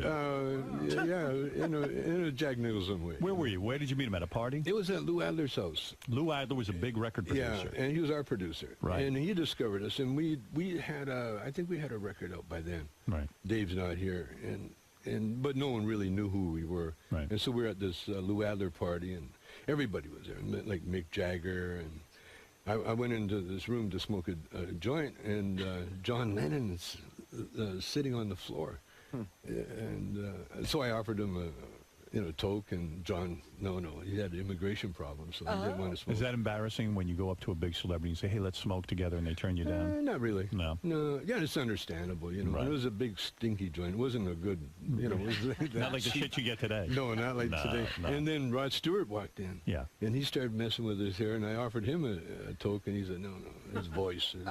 His voice. And so then... So no one would smoke with you? It was kind of embarrassing. Yeah, it was a little bit embarrassing. It was embarrassing. And so I walked out, and I ran into Nicholson, and instead of offering him a joint, Cheech tried to give him a compliment, you know. And you know how you get nervous and you say the wrong thing. Right. Well, I said the wrong thing.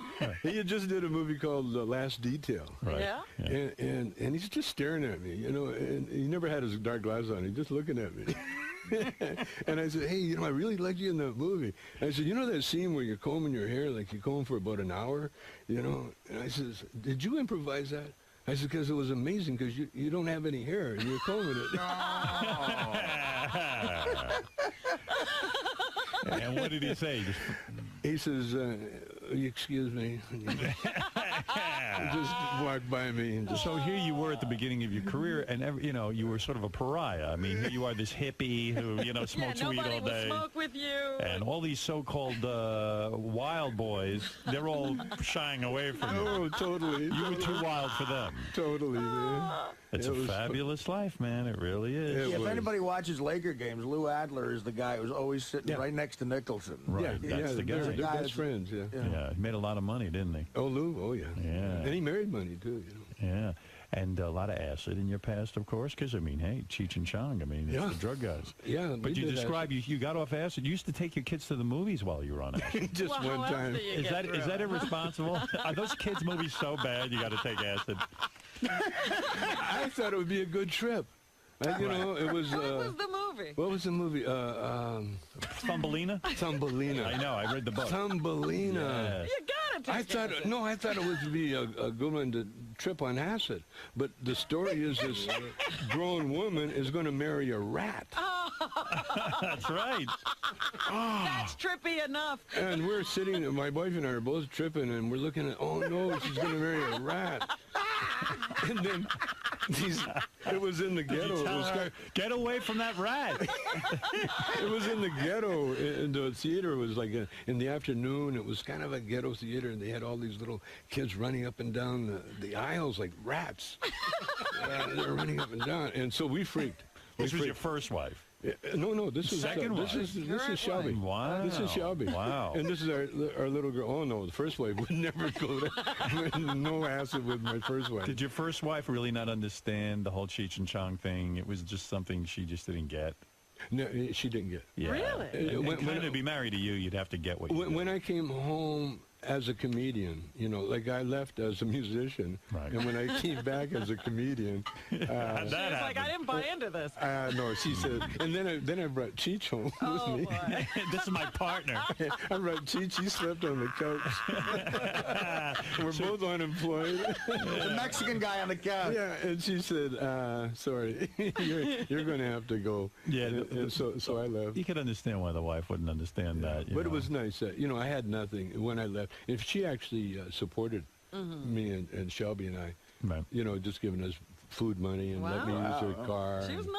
Oh, she's beautiful. She's beautiful. She must be. I've never seen her, but your daughter is so gorgeous. Oh, Ray Dawn. Where's she hiding? Where's she been, Ray Dawn? She's in Connecticut somewhere. Oh, yeah. She met a guy. She settled down, got out of the acting business? No, she's still but she's writing more now, you know, writing and stuff. So the Cheech and Chong reunion, the recent reunion, wasn't about the money, was it? Was it like you guys needed the money? Or, Oh, you need the money. Oh, well, you need more than the money.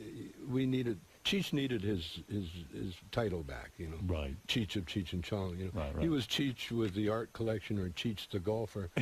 And now there's no money in that. And he's got a new girlfriend. Champion. And he's got a new girlfriend. Oh, no kidding. He's got a beautiful Russian concert pianist. No kidding. And she young girl? Yeah, young. How very old? Young. Still 30s? under 30. No, under 30. I think. How the fuck old is Cheech? Oh, he's 66. That's expensive, man. And he's got a girlfriend under 30. Yeah.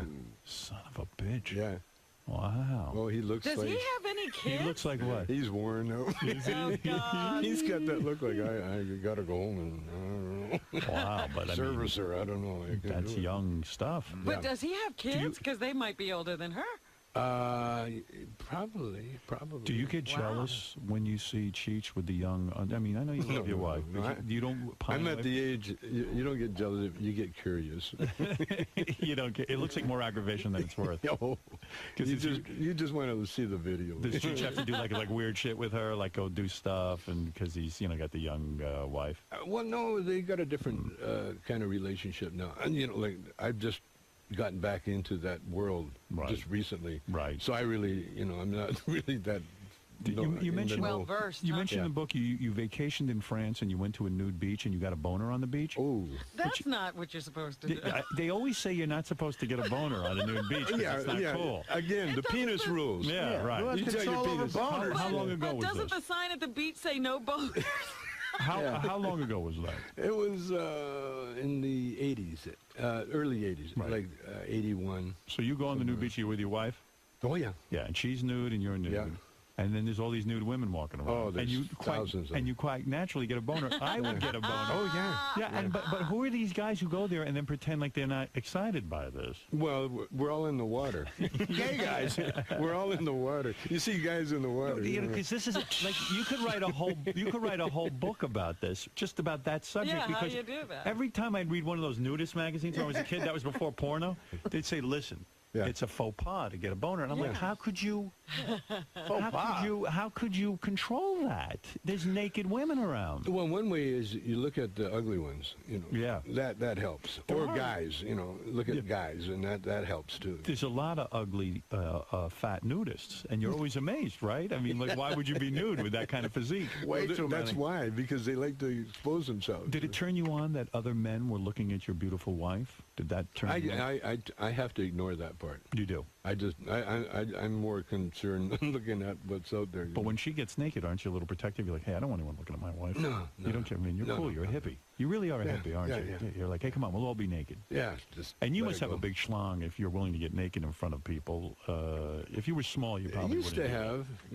Not it shrunk? lately. What happened? I've never heard of those. No, you get older. Yeah? You get older. It's lack of use. Going back before the Cheech and Chong days when you were a musician, you hung out with many famous people. Diana Ross, Jimi Hendrix. And it was you like you were the Zelig of show business. You hung out with everybody. Yeah, I did. And you say Jimi Hendrix had groupies, but they were very underage.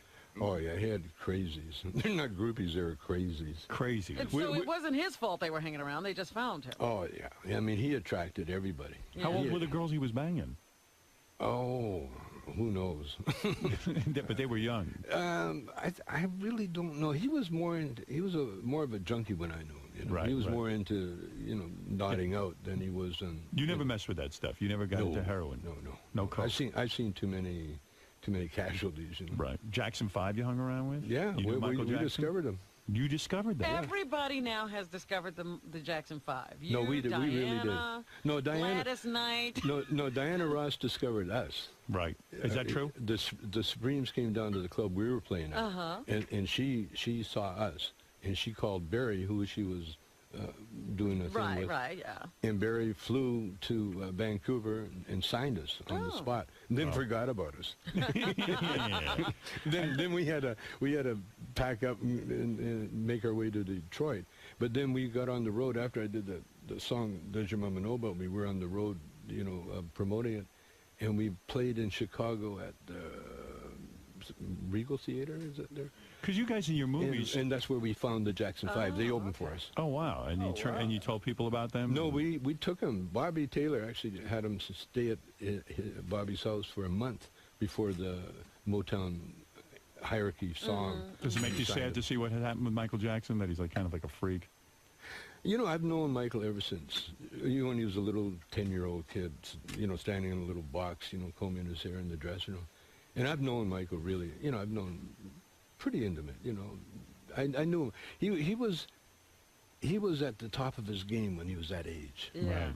And he never really got away from that age, that feeling. He was bigger than anybody at that age. Right. And then all of a sudden he grew up, but he still wanted to be that age. Yeah, he didn't want to get older. No, he was Peter Pan. He really was Peter Pan. Yeah, it's sad. But the rest of the family was kind of wacky too. Well, yeah. You know, I mean, you're from Gary, Indiana, and all of a sudden you got millions of dollars. You're going to be wacky. You know what's funny with you guys? In your movies, you made it out like you guys were shitty musicians. Like whenever you guys would start jamming with your guitars and stuff, it would always sound crappy. Work, So it was like, so it was a put on. You were a professional musician. Yeah, it's for humor, you know. Yeah, right. That was the only thing I had against Cheech, you know, going on duets. He was trying to be serious, you know. Right. And I try, you know, try to tell him before, you know, always be in a character, you know. Right. A funny character doing the music, you know, because, you know, nothing more boring than a real good musician being a real good musician. When you were a musician, is that how you met Bob Dylan? No, Dylan came over to the house when I was a comedian. When you were a comedian and you were famous. Had a nice house in Malibu. Dylan was a fan of Cheech and Chong. Well, no, actually, Dylan, we had a mutual friend, a guy named Bob Gilbert. Right. Was this artist that built Dylan's house, and he built my house and Cheech's house and boats and everything else. And he was like a little go-between. And I was having Tai Chi lessons at my house. And Dylan's wife, Sarah, was part of the Tai Chi class. And then Dylan came over one day to play basketball. He liked basketball. You played one-on-one against Dylan? Yeah, Cheech and I and Dylan, we all played. It was like a one-on-one thing. One-on-one, what, not a game of horse, but you would just play whoever got to scored 5 baskets first? Yeah. Did you beat Dylan? I don't remember. I think so. Really? All I remember is Dylan tried to drive by me, and I dumped him on his butt. It was sweet. Just bam. Was it that one time, or did you become friends? No, we're like, as much as you can become a Dylan friend, you know, he's a weird guy. Oh yeah, like you guys are weird. He's almost weirder than you, man. Almost. No one's But weirder is than me. everybody like you've met all the Hollywood greats, all the big rock stars? Is everybody weird? Yeah. Oh. Okay. No. Who isn't weird? Basically, yeah. So you beat Bob Dylan in basketball, probably? Oh, just one time. One time, and that was it. And then we went into my steam bath, my sauna, and we hung out there for a while. With Dylan, naked? With Dylan, yeah. You were naked with Dylan? Yeah. And he didn't try any funny business, did he? He didn't reach over and...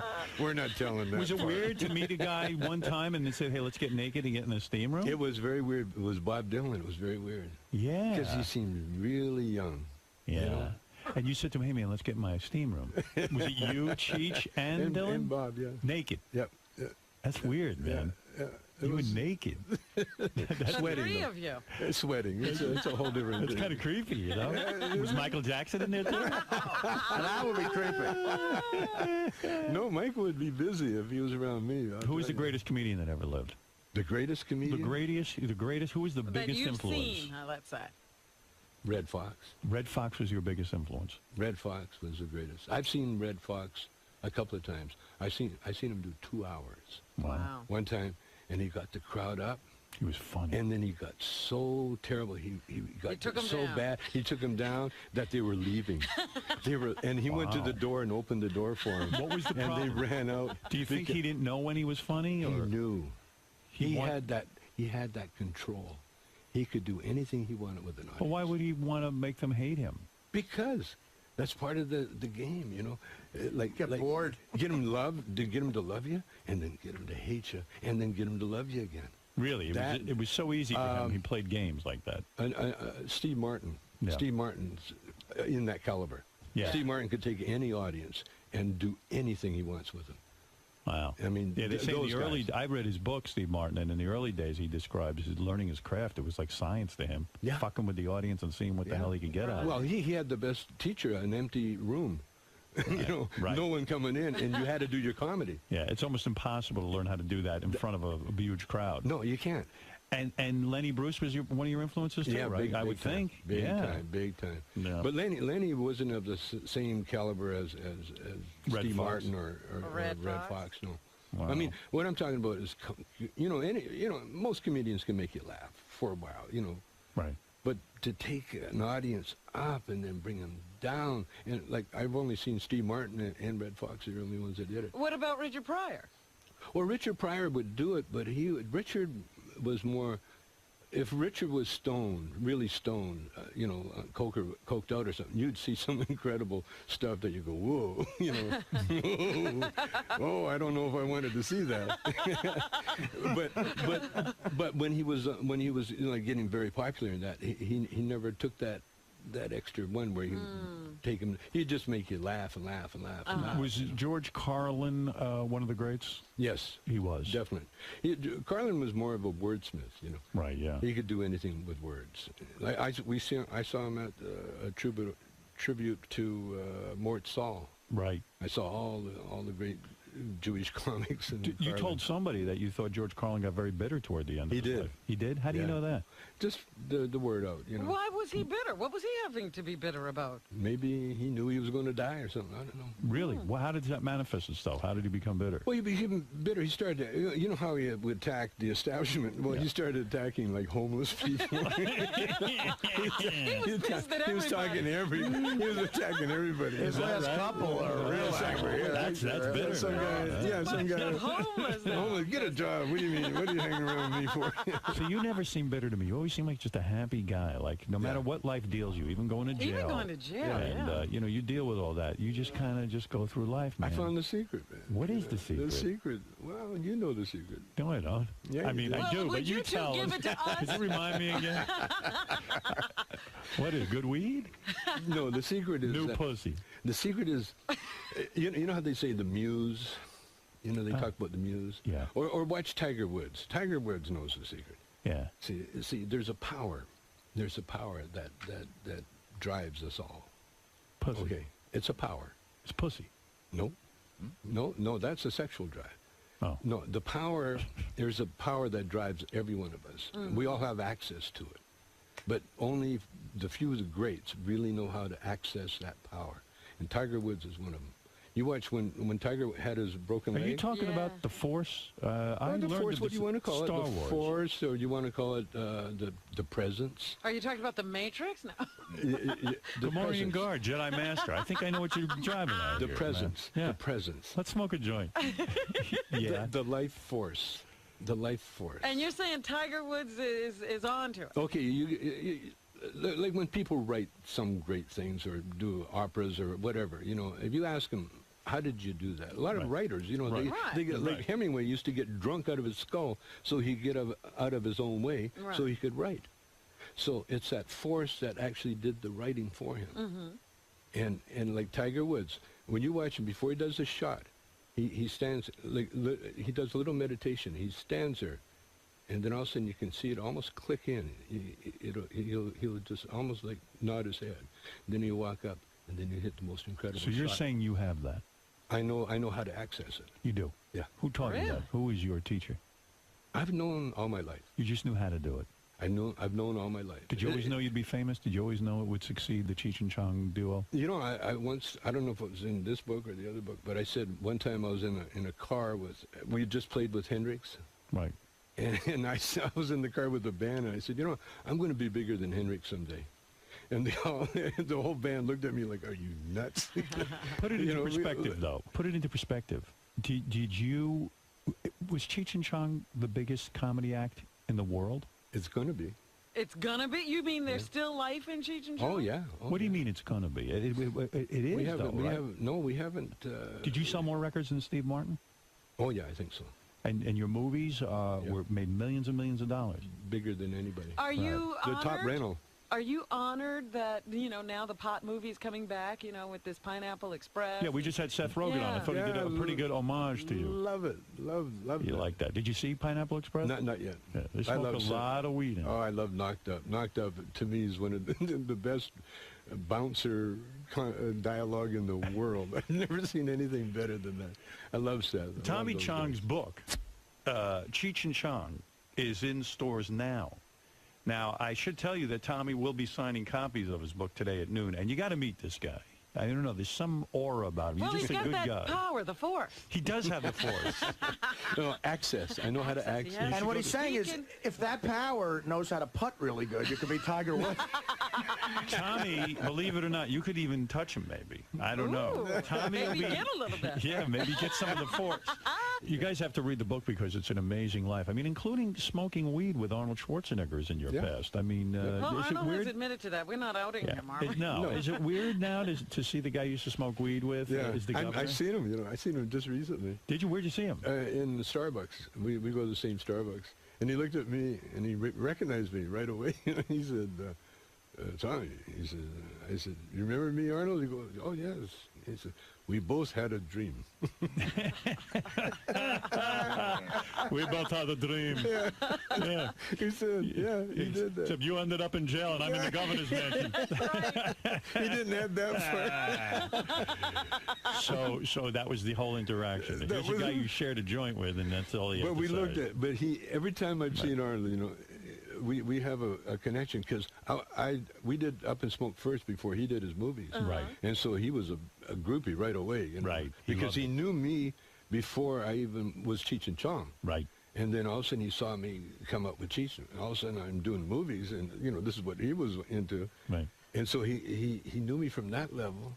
And then we tried to get him to help me get out of jail. And so he knew me from that level. I remember that, You went in for a pardon, didn't you? Well, we went to see if, you know, we had people talk to him to see whether or not he could do anything. And he didn't step in? Oh, no. He stayed totally away from Well, how do you feel about that? Oh, I understand it totally. He's a Republican. Come on. He couldn't be releasing a pot guy, could he? What was the saddest moment in your life? Do you address this in the book? I don't think I do. But what is the saddest moment in your life? I mean, it seems like such a blessed life, but there had to be some real I mean, downers. he went to jail, Howard. Was that the saddest moment in your life? No, you know, good question. When I realized that Cheech and I had broken up. That was it. When I went to the movie, when I realized that he was doing another movie without me, and I actually come across, they were shooting a location scouting or something, and I came across the whole crew that used to work for me, and there was Cheech, and they just kind of went, "Hey, how are you doing?" They just walked down by me, and that was the saddest. That was the saddest time. What broke you two up? He did another movie. What was that movie?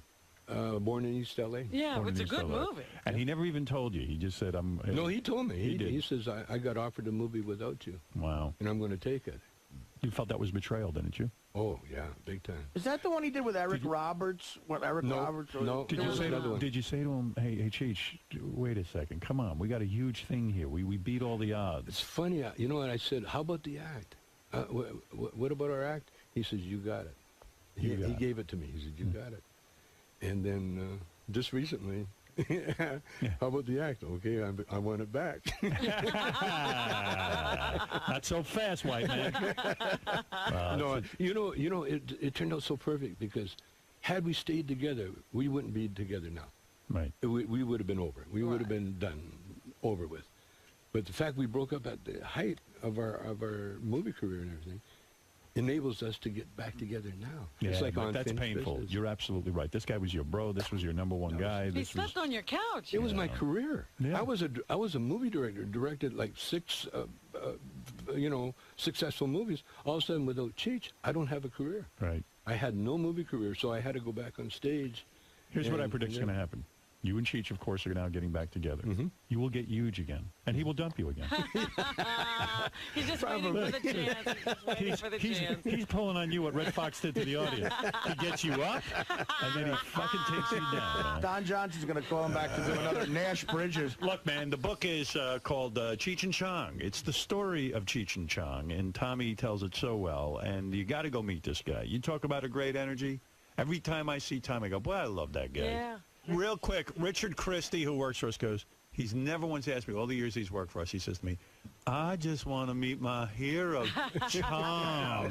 Oh, he calls him go ahead. Chong. Chong, he calls. First of all, the guy's name is Tommy Chong, not Chong. Mr. Chong. Mr. Chong. He has shorter hair than a lot of your fans. Yeah, what do you want to say? I just want to say that you, Mr. Chong, are quite possibly my biggest comedy influence ever. You said that about Howard, though. Well, Howard too, but And by the way, my Tommy, earliest influence. Be nice to this guy. He's a slow adult. So, you know. All right. Go ahead. Yes. Go ahead. Yes. I mean, I've watched your movies like millions of times and grew up with you. I saw your first Cheech and Chong's next movie is a masterpiece. I saw it when I was 8 years old, and I've been hooked ever since. And I read your book.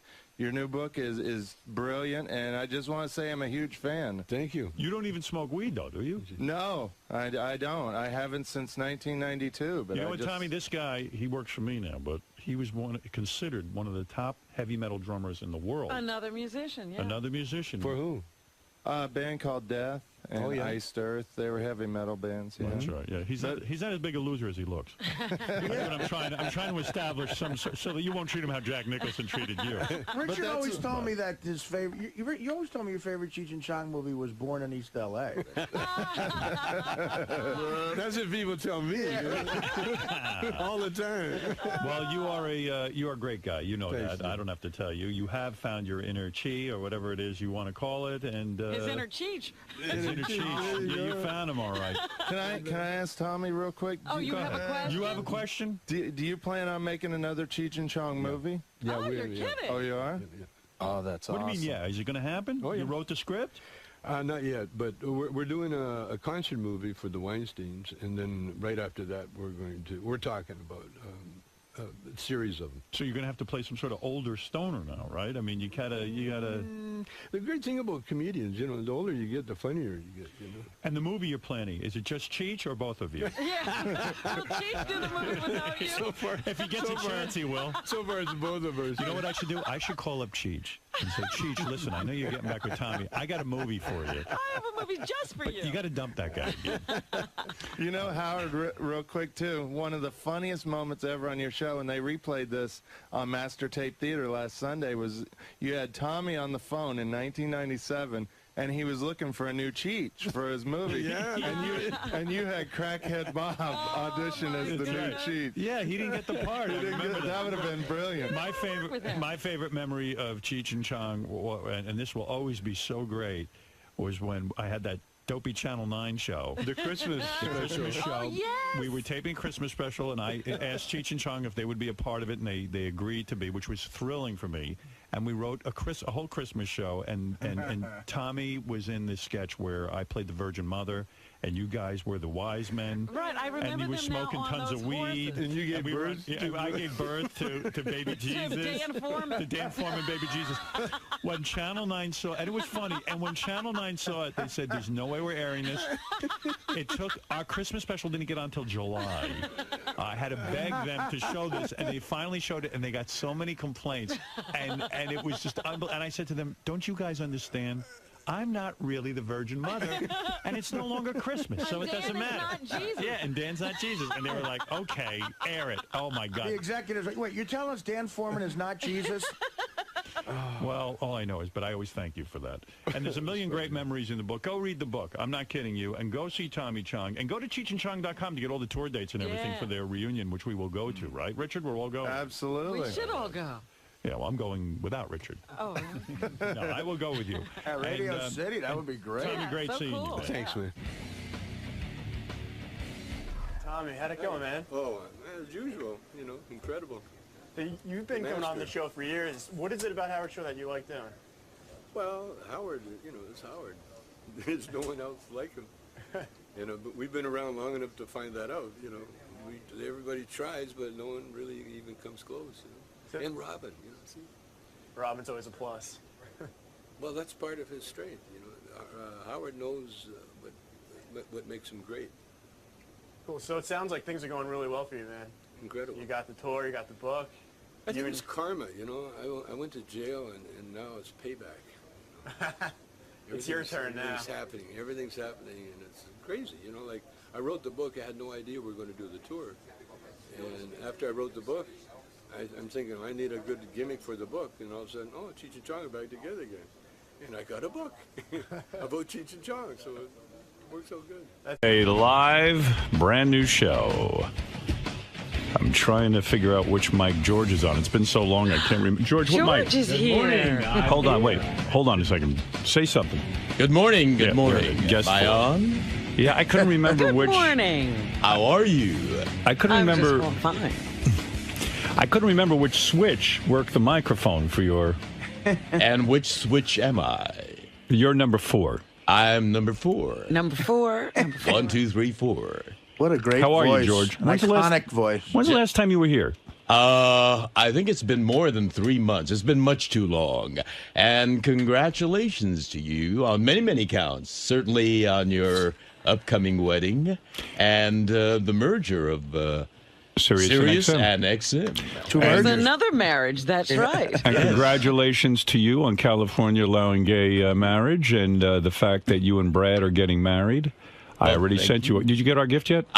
No, not yet. Yeah, okay. We've been out of town an awful lot. Oh, all right. But yeah, I'm a happy guy to be hitched to the guy I love with loving family and friends surrounding us. How much happier can one get? It almost became like like the biggest thing in your career, even bigger than Star Trek or Heroes. I'm telling you, the way the press covered it, we weren't quite prepared for that. We were just swarmed by that massive media coverage. Well, there's you, there's Ellen DeGeneres. Yes. And last weekend. Yeah, I mean, that's it. You know, here gay marriage went through, but they needed to put a famous face on it. And you guys were right there. You became the spokesperson. Well, you know, we're doing what we wanted to do, and our Supreme Court finally gave us, well, they said, you know, you guys have been living in sin for 21 years, so it's about time you made it legit. That's right. Might as well make you legal. Are you nervous? When is the wedding? It's the 14th of September. Okay. Next month. Did you get a marriage license yet? That's when we got that massive media coverage. I see. So we do have the license now. Now, when you get a marriage license, because I've been looking into this, you've got to. Oh, you haven't gotten yours yet? No. Oh, you haven't? No. Oh, even though it's been reported everywhere that I'm married. That's right. I don't know how the fuck that happened. I mean, there must be 5,000 reports I could play you about that I got married this weekend. And I wish everyone would calm down. Who cares if I'm married or not? I'm telling you this. I never saw such interest in a non-thing. Too many media outlets. Yeah. And they That's love what to it get is. it wrong. Yeah. I mean, they had us already married, too. All we that did was right? get the license. Yeah, so you got the license. Did you have, like, you have to have a birth certificate? Oh, you do? Yeah. A driver's license? We didn't have to have our birth certificate, only our driver's license. That's it? And $70. You have to have a birth certificate? Oh, yeah, you have to have. There's 4 or 5 things you have to have from each column, and you have to match one of the columns. Really? Yeah, Not in California. You have to have a birth certificate, a driver's license. I've got to have my divorce papers. You're I want you to prove that. Yeah. You have to prove you're divorced. It's a whole fucking deal. I thought of a couple loopholes though for George. You could, I think, they just specified gays getting married, not 2 men. I think you could have said. No, they said marriage equality. But Every I person think you has- could have years ago gotten married and just said you guys weren't gay. You just were 2 guys who wanted to get married. No, you couldn't. What are you talking about? Yeah, you just say, look, we're not gay guys. We just want to get married. So when my question was, when you went down to the, City Hall. the city or wherever hall, you go. did you have any like thoughts like, wow, this could fuck everything up. This could mess it all up. Did you have any kind of trepidation? We were a little nervous, not because of that, but because it was, something that we hadn't expected to happen, and we were really excited about it. But How did people know you were going down to City Hall? Well, the press, I mean, this was the first day that marriage equality was going to start happening. So the press was there in mass. And when we showed up, we were just, swarmed by them. We couldn't move. And then they asked, the mayor of West Hollywood was making a speech, and they asked me to make some comment at the same time, too. And so I said, may sweet equality live long and prosper. This is a big career move for you in a way. I mean, I never saw so much publicity. You're on fire. Do you think he's getting married just for his career? I think it's for Brad's career. I don't think so. Yeah, Brad's become a name now. I know. Mary Ann from Brooklyn, you're on the air. Good morning. I was going to congratulate you. I wanted to be the first caller, but I can't believe I was sucking into that. It was all over the post, the computer. People were calling me wherever I went. People said, I said, yeah, I guess. Barefoot on the beach. I knew it couldn't be. No. We first. Tell me, I would tell you when I'm getting married. I told you, we're having a family thing and a thing for our friends. So why did the Post print that? Why?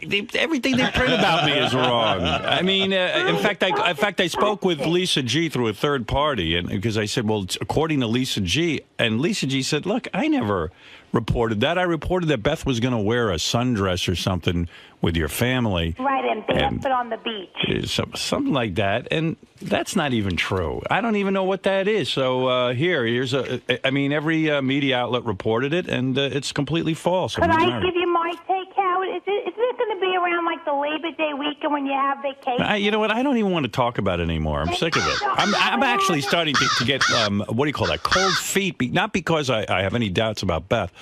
I just don't like all of this hoopla. It's too much, Howard. It's too much for me. I'm not George Takei. I can't handle it. He can't take it. I can't take it. You better talk him down.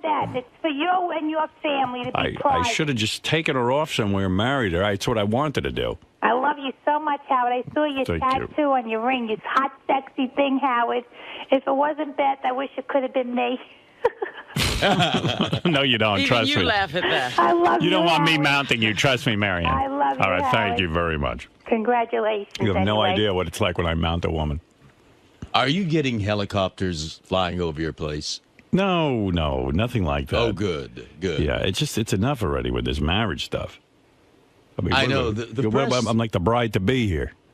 Poor Brad. I saw him on the newscast when you guys were getting the marriage license. He looked like a deer in the headlights. He does not like being on camera. He looked like he was frozen. He gets very nervous very easily. Yeah. And the cameras and the photographers and the crowd really shook him up. Was it a romantic night, the night that you went and got the marriage license? I mean, here you'd been on TV. The two of you had been interviewed. Was there sex involved the night that you got your marriage license? The night before was wonderful. It was, because he was excited and you were excited. Exactly. But the night of... the night after we got the license. So you guys were so worked up. He was completely frozen.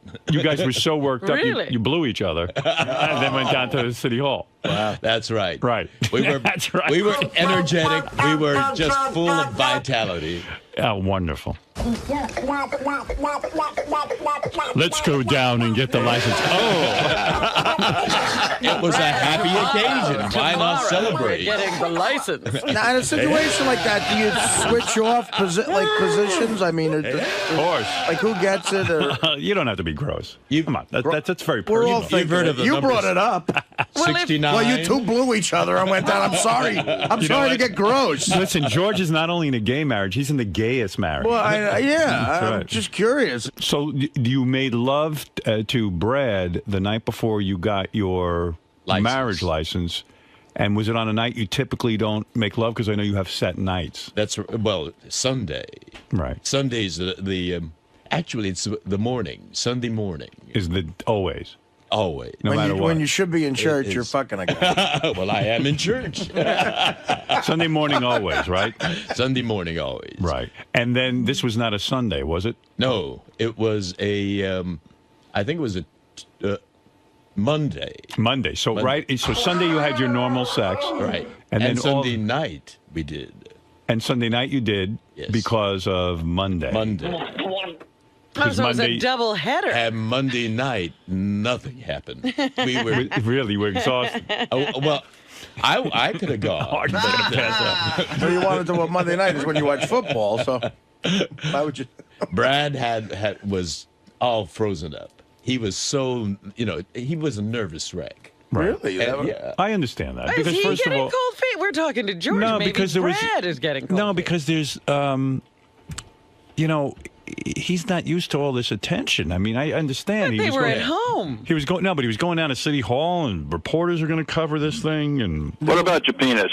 The one show, Good Morning America. I think it was Good Morning America. You guys were next to each other, and Brad, he was had a smile concreted to his face. Yes, that expression never changed. And he kept you guys did look like the happiest two people alive. We did feel which great. was nice. Brad looks like a guy who's not out of the closet and just got outed. He's just like, it's hard on Brad. It is hard But on you him. don't think this will have any deleterious effect? Deleterious. It's going to be a joyful thing. You don't see it changing at all when you say those vows and now you're committed to each other? Well, you know, we've never gone there before, so we Right. don't know what's going to happen. But I know, for me, it's going to be wonderful. You know, All because right. we're going to have our family and friends. How that many we- people are you inviting to the wedding? Well, we're getting married in the Democracy Forum of the Japanese American National Museum, and the capacity is 200. Right. And, you know, we have a long, long list of dear friends. So we feel terrible that we couldn't invite them all. You guys are invited. But Yes, I thank you. know that, you know, you have a show on Monday. We sent our regrets, but we I did know. send a gift. Oh, it's bless your heart. It's, you know, we thank you so much. That's very thoughtful. We Well- haven't seen it yet, but we appreciate it very much. It's very kind of you. And I made a Artie, donation. Yes, I know. You were so generous. Thank you. And that's very important what Artie did, because What did he do? He gave a very generous donation to the Human Rights Campaign. Well, that's what it said. In the card, it said Right. you could either send money or, in lieu of a gift, in lieu actually, of a which was gift, very yeah. nice. It said you could donate to the Human Rights Campaign, and that's what I did. But Artie was on heroin at the time. I didn't mean to write that check. No, this was before heroin. Well, that was but why the sum was so generous. By It was the out way, of his George- mind. Oh, is that why? No, I'm always generous, George. And the reason for that is, you know, there's a ballot measure coming up in November in California. People who want to nullify the Supreme Court's ruling and take away our marriage. Oh no! And Artie is You helping mean as us soon fight as you that. get married, you could be nullified? Well, we're gonna fight it tooth and nail. Could you believe people are wasting their time trying to... Arnold Schwarzenegger, good for him, is on our side this time. Finally, is he got on the right opposed to side. it. Well, remember on this show, you yelled at him and you I told him did. off. And it obviously got through his head. I'm sorry I brought that name up. Yeah. King of all blacks, you're on the air in Ingleside, New Jersey. Yes, Howard, I love you, man, but you're very complicated and confusing. I don't understand why if you have beautiful kids, I don't sound like a broken record, you have beautiful kids, why would you deny her of having kids? I don't understand. Well, I'm not denying her of anything because she's telling me she doesn't want kids. But she doesn't, trust me, I mean, she doesn't I need said that. to her, I don't want to deny you anything. So if you want kids, I'm not the guy for you. I can't raise more children. Even my mother said to me, I understand totally. Yeah, but everybody understands, but her... No, you're not hearing me. Why are you talking for Beth? Did she call you this morning? You're saying, Beth, you're making this like it's an argument or a hassle. She said to me, I don't want children. I never have. When I was a little girl, I never dreamt about having kids, and I'm it's not my thing. Listen, my niece is married. She doesn't want kids. Robin's been in a relationship. She could have had kids. She doesn't want kids. There are people out there who don't want kids. My friends Will and Carrie are married. They don't want children. I could point out a lot of people who don't have children, King. And then a lot of people go, then why get married? And I go, well, as long as there's sex involved. That's still your decision. Right. It's nobody's business but yours. Okay. So you don't care about the resentment that her family's going to give you secretly. Well, I don't care about her family resenting me. I just care about It's her. still Beth's decision. They can't resent him. But do you honestly, can you have Beth come in and take a lie to take the test? Yes, I would do that. Should I do that? I'll do that. Why would you do that? I mean, 'Cause you it'd be good gotta radio. You have to trust your spouse. Oh, all right. Yeah, I won't do that. I trust my spouse. You better not. You better not. Where does it end? How many that you can make in a relationship? We're going to have her in here every week. Beth said to me, if she feels like having kids, then she'll end the marriage. Right. Yeah, right. That's what she said. Yeah, right. Well, that's What- easier what- said. What do you mean, all right? Don't let love blind you. Listen, what she's saying is because I know how you might be. I perceive you as being kind of like subtly controlling a little bit, and like in the sense that she's gonna say what she thinks you want to hear. Right. Well, maybe so, but Let me tell him something. There are people who change their minds. That's one thing that can happen. She right now does not want to have children, and this is a fine relationship for her to be in. But there are also people who say, you know what, I want to be with this person so much, then I'll give up that dream because I want to be with them. Well, she's the first one. She told me last night she loves being with me. Right. As I was sitting there goofing on the Olympics. Well, obviously she loves being with you, and you love being with her, but she's still saying something that she thinks you want to hear. No, that's not necessarily the case. This is so King. silly. Just stop it. You think He Jillian, doesn't even know her. Why are we listening to him? let's say Beth and I broke up. You think Jillian Barbary would leave her husband for me? I think she would. Listen to the way she's carrying Yeah. on. I think if I called her and I said, think look, that Grant is only safe as long as you're hooked up. yeah. Yeah, I really believe that. She told me she would have she'd sex get with me. rid of that tattoo in a minute. She came right up to me. She said, I'll have sex with you right now.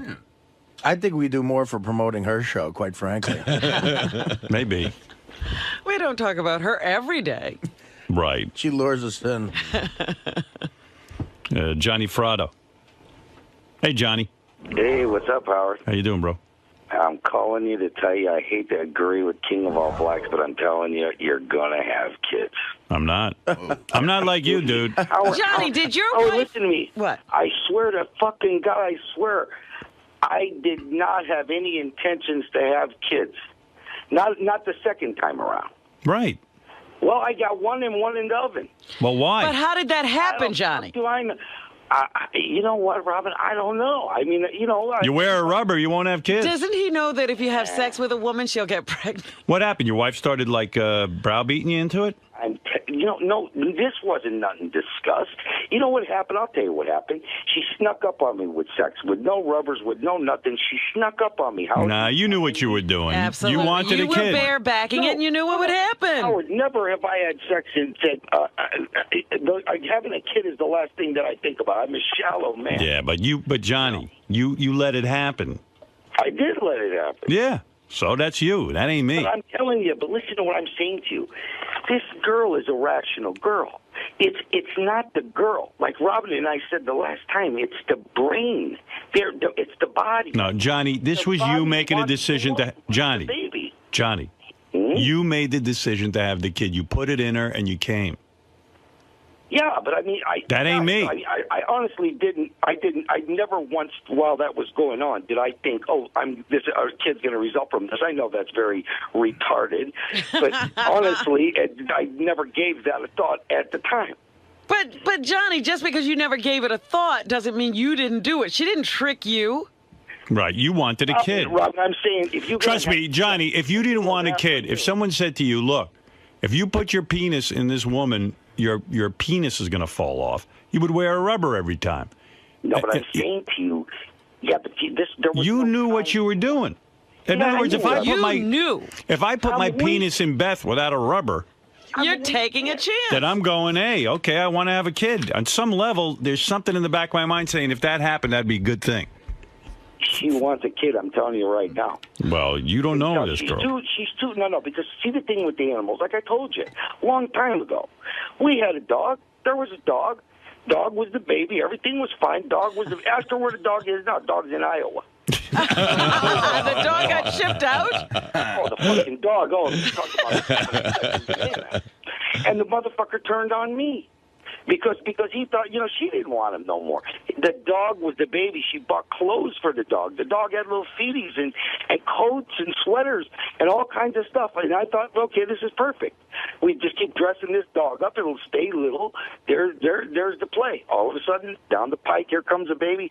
Now here comes another one. Wow. You know what I talk about every day? Baby names. No. That's all we talk about. And you hate kids. I do hate kids. That's the fucked up part of this whole deal. I know. You're not even happy with your kids. No, I'm not. No, They've been a big disappointment to you. I raise them bad. That's what the problem is. I raise them. You're not a good father, right? I'm a terrible father. Right. Well, I buy them a lot of shit and everything, but they want to talk to me and stuff like that. Yeah, what's up with that? I know. I'm in therapy. I had to learn how to talk to my kids. Buy him someone to talk to. Listening yeah, well, to all this. I'll tell the little kid, go talk to Johnny. He's closer to your age. You know what I mean? You have a lot more time. Poor Johnny. He likes you.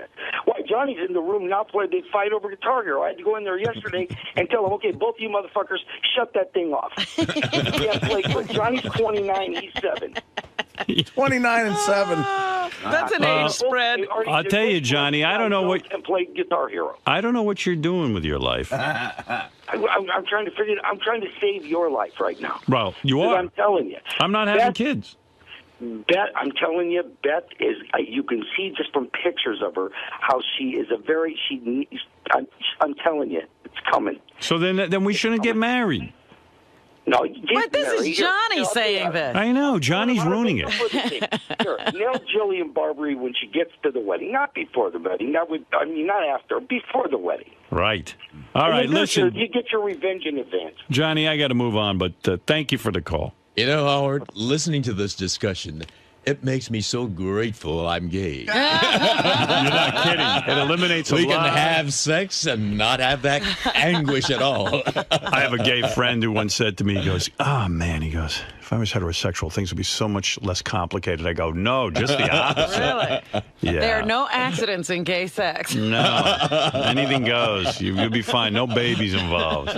It's the way God meant it to be. Well, I don't know about gay. that. Babies would be at our choice. That's right. That's what I'm saying. You can't accidentally do it. No. Will and Jason had a bachelor party over at Rick's Cabaret at on Thursday at noon. Yeah. They say Sal goes over there for lunch every day. Like he's like a regular at Rick's Cabaret. That's where he has lunch? Well, they said he's so regular there. Like when he walks in, he's like, he's like he'll walk up to her, go, hi, how'd your engagement party go? Like he knows personal stuff about the girl. Right, Gary? Didn't you tell me like when Sal walks into Rick's Cabaret, like they said he's like Norm from Cheers. Everybody knows him, and they said he walked up to a waitress and was asking her about her family vacation. Hi, Sal. He's her emotional friend. You go, hi. Gary said, like, he left the bachelor party. Sal was still there. Like, how many hours did Sal clock in? I didn't go to the bachelor party because I had my kids with me. So the bachelor party started a little bit after 12. I needed to call Sal. I called him at 6:20 on his cell phone. Nobody answered. I called him at home at 6:30. His wife answered. She said he was still at the bachelor party. And he called me back at 7:30. He goes, yeah, I just got on the train. So he'd been there for 7.5 hours. And I heard he told his wife the party started at 2, so he could squeak a few more hours out. Let me ask you something. True. Where were the bachelors by 7? They left at 4:30. Well, dude, what do you do there for 7.5 hours at Rick's? It's like anything else. When you're having fun, time just flies. Right. Yeah. You know, you didn't realize what time it was. No, I thought it was like 4 o'clock. I had no clue. Back in the old days, I used to do 7-8 hours at the strip club. Used Did to hang you out. really? Sure. Right. Isn't it wonderful? Yeah. Isn't it wonderful? But yeah, I don't know what I've only been to Rick's about 3 times for lunch, and when I go there, I'm very personable. It's important to be nice to people. And 3 times you know about a girl's family vacation? What do you go in the back room or where? No, I don't do that. You don't go in the back room? Can't afford it. Can't afford the back room? No. Yeah. But it's a good time. Do you have one girl that you're really into over there? No.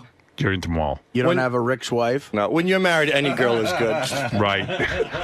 Lisa G is here. Lisa G from Howard 100 News. What Lisa. a weekend. Yeah. Lisa, what's going on? Oh, I don't know where to start, Howard. There's so much stuff. You know, you talked about Jason and Will's bachelor party at Rick's Cabaret, but what you neglected to mention was that Ronnie the limo driver paid a dancer to give a lap dance to John Hine. Mm-hmm. Well, this dancer, Avalon, is now $20 richer without having to do the lap dance because John refused. Yeah, John's like way into his wife and no lap dance, no masturbate. He takes his marriage seriously. Yeah, he really does, and he's like, he never masturbates. He only has sex with her. I don't buy that. You know, Tom used to say that too. Remember, Tom Chiasano gave up masturbation because he thought it affected his marriage. You know, I think people are still afraid to admit they masturbate, and you know, like. You're telling me you think John Hine does it and doesn't say? I know he does it. Oh, okay. I mean, there's no, sometimes you just do it. And it's not because you don't love your wife, and it's not because you have a sexual problem. But you're saying he consciously does it and won't admit it. Yeah, he's embarrassed to admit it. He doesn't want his wife to know. But I'm telling you, he masturbates. Not a lot. I mean, I jerk off, like, if Beth's out for the night and I got some porn, Like I told you I watched Strap on Sally the other night, and I'm not ashamed to admit it.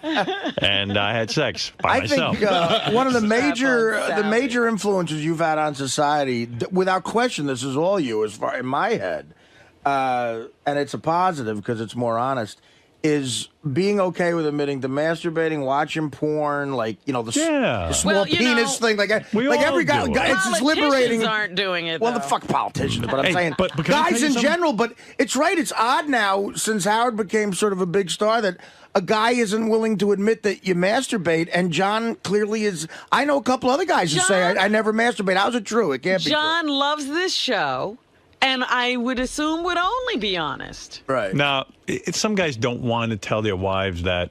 You know, some guys don't want to admit it. You know, even all the years I was married, like I'd come on the air and talk about jerking off, and then, you know, even my wife would say to me, "Gee, did you really jerk off?" And I'd go, "No." Oh, you wouldn't admit it at home. I wouldn't admit it to her. And like, you know, and like I decided now in my new relationship, I'm honest. I tell Beth, I beat off. I beat off. Yeah. I did. You were out, and I beat off to Strap on Sally. And Creates an even admit that it's to Strap on Sally. And she goes, "I want to see Strap on Sally." And I said, "No, because you're going to think I'm disgusting." I mean, really. And, you know, because I know she's going to be like, "Oh, those girls are so gross." Meanwhile, it's Carmen Levana and all these girls, and they're hot. That's nice of her, because maybe she wants to watch it to see Well, what turns you on. we are shocked at what you think is hot. I know. You guys don't get it. They just don't get it. But Chicks anyway, hate when you like a filthy broad. Right. Like a... but everyone masturbates, and everyone has sexual needs. John, get in here and defend yourself. Hey, Robin, What? like you masturbate now that Jimmy's not with you, right? Well, I masturbated during. You did? Even Lisa G masturbates, right, Lisa? Not now. No? Why? Just, I don't know. I think it's a phase I'm going through. See, I don't believe that. You're And John, abstaining from pleasuring yourself. and John, I believe that you turned down the dance, and that's great, but I do believe you masturbate, and I think you're embarrassed to admit it. Why? I don't know. Because you are. You don't want your wife to So know. admit it. Why? You're embarrassed. Because you don't want her to think you don't love her or something. Like it would be like almost like cheating on her. Not at all. Because you're thinking about other women. Not at all. There's no way you haven't relieved yourself at some point or another. Your wife's on the rag or something, and you just go, you know what? I got to jerk off. I've got no reason to tell you otherwise. Like Artie was saying, especially on this show, right? The last thing you want to do is start lying about stuff like that. I say you've done it. Okay. And I don't care. And I think you're sticking to it now, and very much like a John Edwards kind of thing. Are you saying you never did? No, I have, but not. I can't. What I said was I can't remember the last time that I have. They do say, however, and John suffers from diabetes. Diabetes is supposed to affect a Lowers person's your sex libido. drive. That is true. So do you think your sex drive has been sort of quieted? I think so. You I do? think it definitely has had an effect. Because I know with me, I'm constantly hard and constantly, you know, having sex. I mean, I have to. If it's not with Beth, with myself. I mean, I need it. Sometimes he just knocks himself down. Yeah, I mean, I had sex with Beth yesterday morning, and then I was in the afternoon. I said, I want to take a nap. Maybe I should go jerk off. You know, I mean, all of a sudden, and I go, man, I'm 54 years old. This can't be right. I'm actually annoyed by it. It's like one other chore you have to do because I know. Well, no, listen. You feel it coming on. You go, look, there's no broad around. You're not dating somebody. You're alone. It's a Tuesday night at about 10. You had your shrimp fried rice. And it's You like, you know don't what? want to go out. I know for a fact I am not going to be worth anything in a conversation until I jerk off. And I know George Takei, as great as he is, the greatest actor as he is, I know he has to do it too because Brad does not give him the amount of sex he would even like. Well, that's right. But I was thinking, you know, with age, it'll probably wane. But after hearing Ernest Borgnine, I know that that ain't going to happen. How old are you now? Relief. I'm 71. Yeah, and you're saying you're you're still still jerking doing it. off. Oh, right? yeah. Wow. Now, did Well, Brad I mean, if get it's upset? just Sunday. What, sorry, George? If it's only Sunday, you know. Right. There's Monday, Tuesday, Wednesday, and Thursday. How can you marry, honestly, can I say something serious? Yeah. How can you marry Brad if, now I'm just throwing this out there, he gives you sex one time a week. It's not like you guys are in a marriage where you're going to have children or anything like that. Yeah. So if there isn't any sex, what's the point in getting married? There's dignity. Yeah. No, I understand all the gay rights issue. Right. But He's talking about the choice. I'm saying, why are you even with Brad? I love him. You love him, but sex one day a week, I mean, that's just got to be miserable. Well, you know, there's cuddling, too, in between. And you know, Brad is a good, decent, loving, caring guy. And he's a detail-oriented guy. He takes care of. But don't you feel like saying, Brad, don't, What do you mean don't bogart that cock? Yeah. But what do you mean he takes care of you? Emotionally? Well, the first thing in the morning, he brings me a pot of green tea. All And right. he does. You could get a houseboy to do He's that. like a every morning. geisha. Yeah, you could get a houseboy to do that. That's true. But go ahead. It's different. When you hire someone to do it, it's a hired person doing it as a job. I got to admit, I would like if Beth brought me some tea. That would be nice. But she's having sex with you. That's right. So that makes up for a lot of other More bullshit. regularly, yeah. Right. Well, oh, absolutely. And when you come to a point in life where you get used to a person, there's. But did you ever say to him, "Don't you want me more than one day a week"? Well, we cuddle. But you got a big, thick, gay heart on. It happens, and that's when I take a shower. I know, but Right, so you relieve yourself. Yes, I But, do in the shower. it would be a Marry lot your nicer- shower. It'd be a lot nicer if Brad would do that. Yeah, it would be. It would be. But you don't see those are the- anything wrong with your relationship. Why are you bringing this Well, up? wait a second. Have you compromises. ever sat down with Brad? I mean, in a serious way, and said, "Hey, Brad, I love you. I think we're really compatible. I love the pot of tea you bring me in the morning. But I would really, really like it if we had more sex. I'm not saying it's going to drive us apart or anything because I love you, but do you think to please me, we could be together on Wednesday night too?" Since you've introduced it, I will have that discussion with Brad. Why have you never? Why have you Howard never? always has to introduce it. Why have you never? But why have you? Why do you think you've never done that? Are you afraid to do it? No, I'm not afraid. I just kind of, it's consideration for him. He's not interested in doing it, during the. But what during the about week. like if you just said to him, "Hey, I really, really want more." Well, he gets very tense and intensely involved with. He's my manager, and he takes care of the books and he takes care of the bookings. Oh, and so all he's that. fucking you one way or the other. What you should do is you should sit down with him and say, "Listen, if you were doing this enough, I shouldn't even be able to sit down." Like the fact that I'm able to sit down without writhing in pain means we're not fucking enough. What is your point, though? I don't understand. Well, he's exhausted. Is he really? Business is so exhausting. You know how nervous he There were a lot of gets, years between Star Trek and Heroes. I Yes, mean, he couldn't be that exhausted. It's a lot of cruises. Oh no, there's a lot of Star That's Trek true. cruises and Star Trek conventions. Oh, that is tiring. Last week was Las Vegas. Next Right. weekend's going to be Atlanta. Yes. Do you two travel together? I'm hosting a Beam Me Up he does buffet. travel with me. Yeah. and he carries the heavier Beam me luggage. up What'd you say? I'm hosting on the promenade deck of the Star Trek cruise. I'm hosting the Beam Me Up buffet.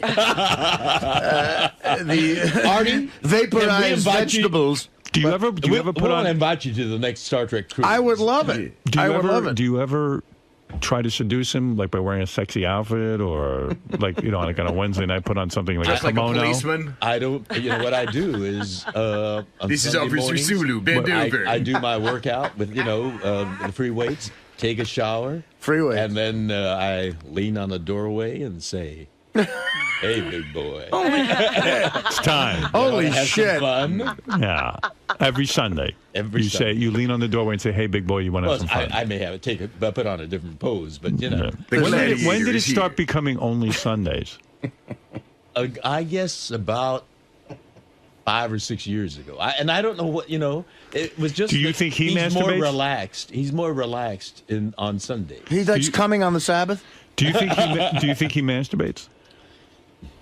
I don't know. Of course he does. I don't think so. Wait a because minute. he's- I thought he got upset with you the last time you mentioned that you do masturbate between. Well, since he sessions. knows now, I can talk about it. But he And, did get upset. He did get upset, and as you said, Artie, it really is liberating to come on this show and talk about aspects of your life. Well, Because- I got to tell you something. I think you need to sit down with Brad and just say, Brad, let's come clean with one another. Yes, sir. I think Here we we're will. about to get married, and we have sex on Sunday. And, okay, I love you for a lot of different reasons, but, my needs are much greater, and I really would like for you to consider having sex with me on Wednesday. and Sunday. Well, and, you and know- like, And you know what? Now that we've discussed it on the air, I think he will agree. Well, you know, Howard, some people are even putting that in their prenuptial agreements. What, that they sex? want a certain, you know, like you can't renege on the sex after we get married. Listen, I still want it. Brad, I've got an hour to kill before the Klingon hayride I'm hosting. And let's get down. right. Well, there you go. Do you ever consider waking up Brad with a blowjob? Like seriously, like he's sleeping, and then like you just put your mouth on his penis, and then wakey. You know, wakey. They call that the hooker alarm clock. in Before Vegas. I got together with Brad, was one guy who used to wake me like that, and it was, that was wonderful, but he was not. Right. But The sex was good. Suddenly wake up in the morning and feeling that. Wait, you almost passed out. Wait, get closer to the mic. Yes, and you would feel that. Oh, you feel that. It's so wonderful. And then, the blood starts coursing, and yeah. What a great way to greet the day. Well, maybe why not say to Brad, that used to really excite me. I've discussed that. He says, I don't do that. All right. Well, he's got to be kind of romanced before he does. On Sunday mornings, I got to romance him. Well, He wants the whole build-up. He's not a quickie kind of guy. I suggest some talking. Yeah. Good idea. Yeah. I think I will. Something's up there. And he's listening. He's hearing this. Yeah, you're a married couple, and it's time for you to really get that sex life going. And Lisa. And then after Wednesday. Yes. Then we should have it more spontaneous between Wednesday. Yeah, right. and- That's what I would. I mean, it's so regimented. You're not. Yeah. You're an artist. You need to. Exactly. You need to be spontaneous. And that's the way I am. Well, do you Right. think you're going to ruin this relationship, Howard? It may not be marriage that ruins it. Well, That's you want right. to know We can something? blame it on him if it doesn't work out. You want to know something? In a sense, I think that George has come to accept this as normal behavior, and he's not really Well, he pleased. accepts it as Brad's behavior. Yeah, and I think, there's nothing wrong with saying to Brad, I know this is your behavior, but why? And is there something I can do or we can talk about in a serious way, not a joke on the Howard Stern show, where we can really, be together and up our sex life. I mean, it's crazy for a guy. George is over in the shower jerking off 2-3 times a week, with the warm water when really he should be with Brad. I mean, it's two guys. There's no chick there to say no to sex. Right. What's happening? Well, Brad does say no often. He must be like a chick then. You mean you've started in with him on a Wednesday and he goes, no. Yeah, well, he says, no, I'm tired. I'm tired. Oh, boy. I've had Well, to maybe deal he's with not this, and attracted to you. Had to deal with that and this and that. No, I know He's not been there faithful. mentally. Maybe he's thinking about a young guy or something like this. Is he thinking of a young version of you, like William Hung or something? Hung. That's the part that you go for, huh? Or the kid, yeah, right. Or the kid on Heroes. You think he doesn't want a younger George? Oh, no, not Mossy. If you're away on a Mossy. Sunday, let's say you're working on a Sunday. Yeah. And you come home Tuesday. Does that mean you have to wait till the following Sunday to have sex? No. Well, as a matter of fact, that's the way he has turned out. Wow. Yes. Why are you going along with this? Well, if he's not there with me on some Star Trek convention, Yeah, I mean, like, why on Sunday? I do it in the shower. Yeah, but I mean, why on Sunday? Is it okay? And then Because Sunday's a day when he doesn't have to deal with email, telephone calls, and all these other... that's bullshit. That's what he tells me. Yeah, well, he's full of it. Have you ever been approached at a Star Trek event by a gay fan who wanted to bed you down? I have. Really? I have taken advantage of it. This was before. Really? Oh, you have taken I advantage. have, Oh, that's yes, great. Good for yes. you. And some interesting women, too, when I was, And you still maintaining that facade. Oh, so you had a lot of sex with women? Not fans? a lot. Really? But Wow. selective. Right, some hot ones. Nice. And Lisa, I don't believe you're not pleasuring yourself, but that's your business. Now, what did you're just going through a phase, you say? Yeah, I think so. What's You don't know what that noise is? You know. What's that? Lisa, admit, how many times have you had me? In your thoughts. Yeah. What do you think of when you do that? When you used to do that? 0.0. When did this phase start? I don't know. It's been a while. I think it's all Wow. part of not dating. Just Turning all Just that saying. aspect off of you, inside of you? maybe. Maybe I have. I don't know if I have done it intentionally, subconsciously. I don't know. Robin, have you gone long stretches of time where you Without don't... masturbating? Yeah. No. No. Right, why? Why would I do that? Do you believe Lisa when she says she's doing that? I believe her. Why would she lie to us? Well, shame. No, I don't. Shame. Yeah, shame. Just want anyone to know what she's up to. Thank God, Robin. Plus, she puts her fingers in the cupcakes. No one wants to figure it out. Maybe she shouldn't. Hey, you know, Lisa, masturbate. some guy contacted me. His business is he does some sort of test where you can tell the germs on your hands. Yeah. You could swab your hand and know, and that's why you shouldn't put your hands in the cupcakes. Yeah, I know. I saw something on TV that when you double dip, it increases germs by like 1 million, if not even more. Want me to swab your hands? I can have the guy come in and find out. My thing was I just touched the cookie. I didn't touch the cupcake. Doesn't matter. No one wants that. Electricity. All right. Anything else in the news there, Yes, Lisa, big besides you're news. not masturbating? Well, you know, you're not the only one getting married. Jason is getting ready for his upcoming wedding. He says that he's already started to take measures so that no one gets embarrassed for his wedding. He has told the DJ, do not give the microphone to Sal or Richard by any means. Don't let them get, you know how they pass around the mic? Yeah. And, you know, you can sing or say something nice to the bride and groom. And also, there was a big debate about Jason's wedding. You know, he has admitted that he's gone into debt for this. Well, his mother wanted shrimp and was relentless. Well, Jason finally put his foot down and said, I am not paying for shrimp. So the big news is his mother will be paying for it, and there will be shrimp. He should do that with the whole wedding. I mean, it's a little too late now, He has no but- money. To go into debt, that's just the opposite of what a wedding should represent. Yeah, it's a shame. It really is. How much is your wedding going to cost, George? Have you figured that out yet? Yeah, it's going to be pretty costly. How much? All the bills haven't come in yet. What would you say, guesstimate? I'd say over 60. Over $60,000. Are you splitting it? Well, it's coming from the same pot. Right. Our mutual pot. Oh, right, yeah. So you're splitting it. That's nice. You guys have joint bank accounts? Yes. Oh. Oh, he should put out 2 days a week for that. You're the earner there. Yeah. Well, he's the one that, makes, smooths the way. You got a prenup with him or what? No, we don't. Whoa. Whoa. Hold it. We trust each other. Wait a second. Oh, my. Oh, I don't think Brad will approve of my being on the show getting advice from you. I'm just being sensible here. This is not a bad... I don't know why prenups have to be a bad thing. Why can't people talk about their finances? They should be mandatory, shouldn't they? You know, you can't talk about your sex life and you can't talk about finances with this guy. It's like you're two strangers. Well, I mean, no, he brings you a we pot talk of about our tea. sex life. How much are you going to pay him for a pot of tea? I mean, let's say shit hits the fan. Well, he does manage my, affairs with great efficiency and precision. And Any good accountant could do that. Well, that's true. And we do have an accountant in addition. Right. So you're telling me if for some reason, legally, if this thing ends, and it could. Anything's possible. Right. But I don't. So you're going to give up half your fortune. Well, I don't think it's going to end. Well, what if it does? Paul McCartney said that too. I had him in here. He said, you know what? I love this woman. I believe in love. Yeah.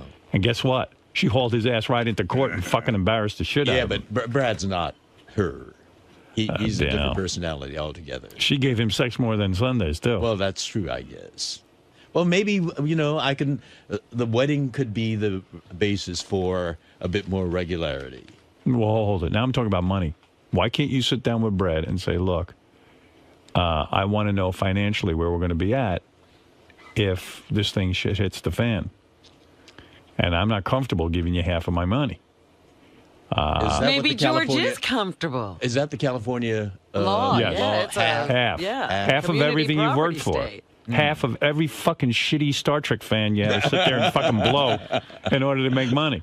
Every one of those fucking pancake every cruise, every... Yeah, every time you were trapped on that boat with all those nudniks. I didn't see Brad at camera blocking every Thursday. Hey, George, could you sign this for me? Young man, I can't hear you through your William Shatner mask.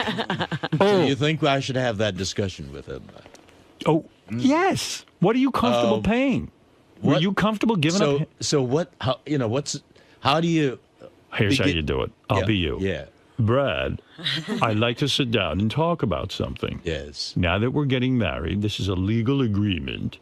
I want to work out a prenuptial agreement so that if anything should ever go wrong, not that I think it would, I understand what I'd have to pay you. So And do you then- negotiate some kind of percentage? Well, you would sit down with a lawyer, and he would sit down with his lawyer, and you would say, here's what I'm comfortable. Do you have a problem with this? Our lawyer is our mutual friend. No, you get two Let me separate ask you lawyers. Man, that's a Let conflict me of ask you interest. something. I see. So we can't get... What would you feel comfortable with if you and Brad split up? Right. He's been your manager for a number of years. He's relied on you for his lifestyle and everything else. So what would you feel comfortable giving him if it didn't work out? You know, if it really didn't work out, and I don't think that's Well, yeah, what we know happened, it's not. It's but going to if it work. really didn't, But if it didn't, you know, I love him enough to say I'll give him half. there you go. Wow. Then you don't need a prenup. I'll give him half. That's love. Well, you're not saying that with a lot of confidence. You were like, I'll give him half. You're testing me. You're not comfortable with half. Why don't you admit it? Why are you not admitting You know, that? I could give him 20%? the Arizona house, and I'll keep the LA house. Okay, fair enough. And you know, a reasonable splitting of 50%? Hey, well, Well, he's got to maintain the house. Who's going to get the I Hummel mean, collection? if he was a manager of anyone else, let's say he got 20%, and okay, now he's your life partner, 30%, but 50%? I mean, honestly. Howard's starting trouble. No, I'm not. George, come on. he'll see you as why? Would you like to I'm- negotiate for me? Yeah, bring him in here. Bring him in here. Not on the air. Oh, yeah. Oh, Bring no, him in no, here. I I'll don't talk think to so. him. on the air. You're not going to get Howard on the phone off the air. Right. Are you getting married on a Sunday? We're getting married on a Sunday. Oh, what are you going to say? Sunday Look, afternoon. you know, so you tell him you got to fuck me twice? Wait a second. George. So, George, you're going to just go into this blindly and not have a business discussion with him about finances? Well, we have not had that discussion. I just assumed You were not going to have it, were you? You And don't what? think about Yes, you that, did. You're about- lying now. You're lying to yourself, not to anyone else. You have thought about it. No, I really have not. Quite honestly, I You really, never sat down and said, "Oh my God, if this thing doesn't work, I'm in a contract with this guy that I have to give him 50% of my assets." You know, it's been working out well. We know that. Mutually That's for the the point. But last. gay couples break up just as much I as know they do. heterosexual And we've couples. know seen many a who number have. of these Right. marriages already hit the rocks and break apart. Well, but they're we know some, and You've got they're to different protect yourself. people. We're different people. They were all different people, too. All right, can I say Well, something? I'm going to yes. give you a worst case scenario. Yeah. You get sick. And I don't mean the kind of sick like a cold sick. I mean you're sick. There are hospital bills or things like that. Yeah. You're not the George Takei, the vibrant guy. Right. Brad loves you. He's with you, this and that. But I know he will be. Yeah, but you know what? It turns out he starts fucking around with some other dude. Just behind your back because, he just needed sex and you're not available to him Yes, anymore. like the John Edwards. Right, right. And all of a sudden you find this out, you become incensed and say, I don't need this fucking aggravation. You and Brad break up. Now, on top of it, not only is he humiliated It's you, hard for me to visualize that. okay, scenario. but let's say it happens and people are human, it can happen. Now you're writing him a check for 50% of your assets and giving him half of your homes. What are you doing? And the new guy is fucking's in half of the home with him. Right. Well, it sounds like George would write that into the prenup George? anyway, that he's giving him the Arizona house. Yeah, fine, George. What am I saying something here that's outrageous? Yes. No. Hold it. This is between me and George. Because I really hadn't thought of that possibility, and now that you've introduced it, I'm thinking, all right, if the law is half, and he did help me with, building my career, and the other part that you talk about my getting ill, when my mother got ill, we moved her in with us for the last 4 years of her life, and he took care of her like a few sons did not, and I really am grateful to. Brad was a real saint when he did that because sometimes, I had to go to a Star Trek convention. A nurse could have done that you could have paid. Yeah, but the nurse would not have given her that loving care. All right. So what is that worth to you? You know, I can't reduce it to dollars and cents. All right. Well, good luck. I really feel. Good luck. I'll tell you what it's worth. Now 30 that grand. you've introduced that subject, I really think maybe we should have that honest. Why not? That way there's no aggravation. George. Chances are it'll never happen. I don't Chances think are it'll never happen. But if you have that tucked away, at least it gives you security that you're not going to get fleeced. But George, you know, you're acting as if this is a fairy tale. And Well, they're fairies. Oh, stop it. And they like tails. You couldn't resist that, correct? I know. But the point is, you know, having the opportunity to get married is fraught with danger. It's not just a ceremony and a lovely party. It is a contract. You're entering into a contract. It is a contract. It is. You're right. Gene Roddenberry. That's true. There's no difference between Gene and had, Brad.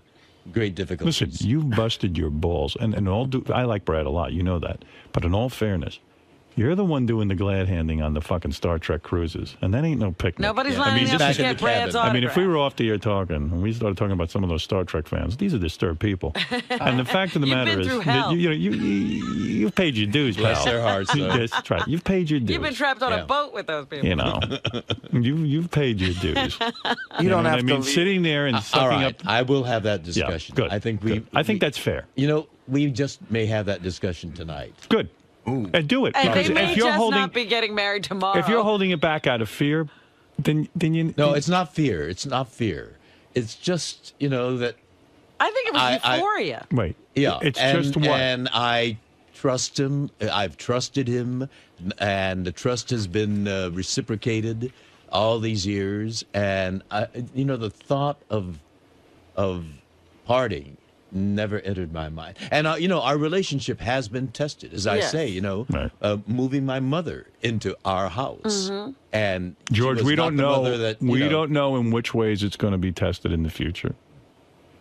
As you know, things can erode rapidly. Well, listen, every guy who gets into marriage thinks it's going to be perfect. Trust You're me. so funny sitting there with that bee. I'm seeing looking at the bee as he has this. Yeah, I got Beth's initial tattooed on my finger, right there. Oh, right there. You see, right there. Yeah, and I don't have Brad's bee tattooed on me. Right. So you know, I'm saying the same thing to you. You know, listen, we all believe it's going to last forever.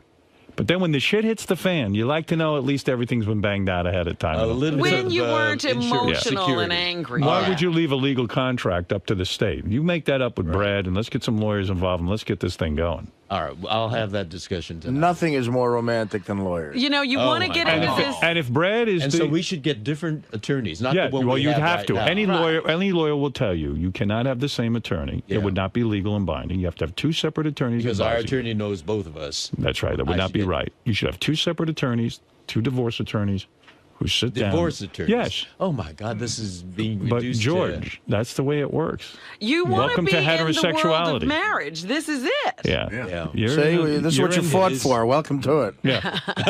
Yeah, all of it. The whole. Whether you don't mow the lawn for 2 days. Positive and the all you're doing, downsides. what you fought for here is to have a legal contract with somebody. So if you're going to have a legal contract, you ought to sit down and find out what the fuck's in it.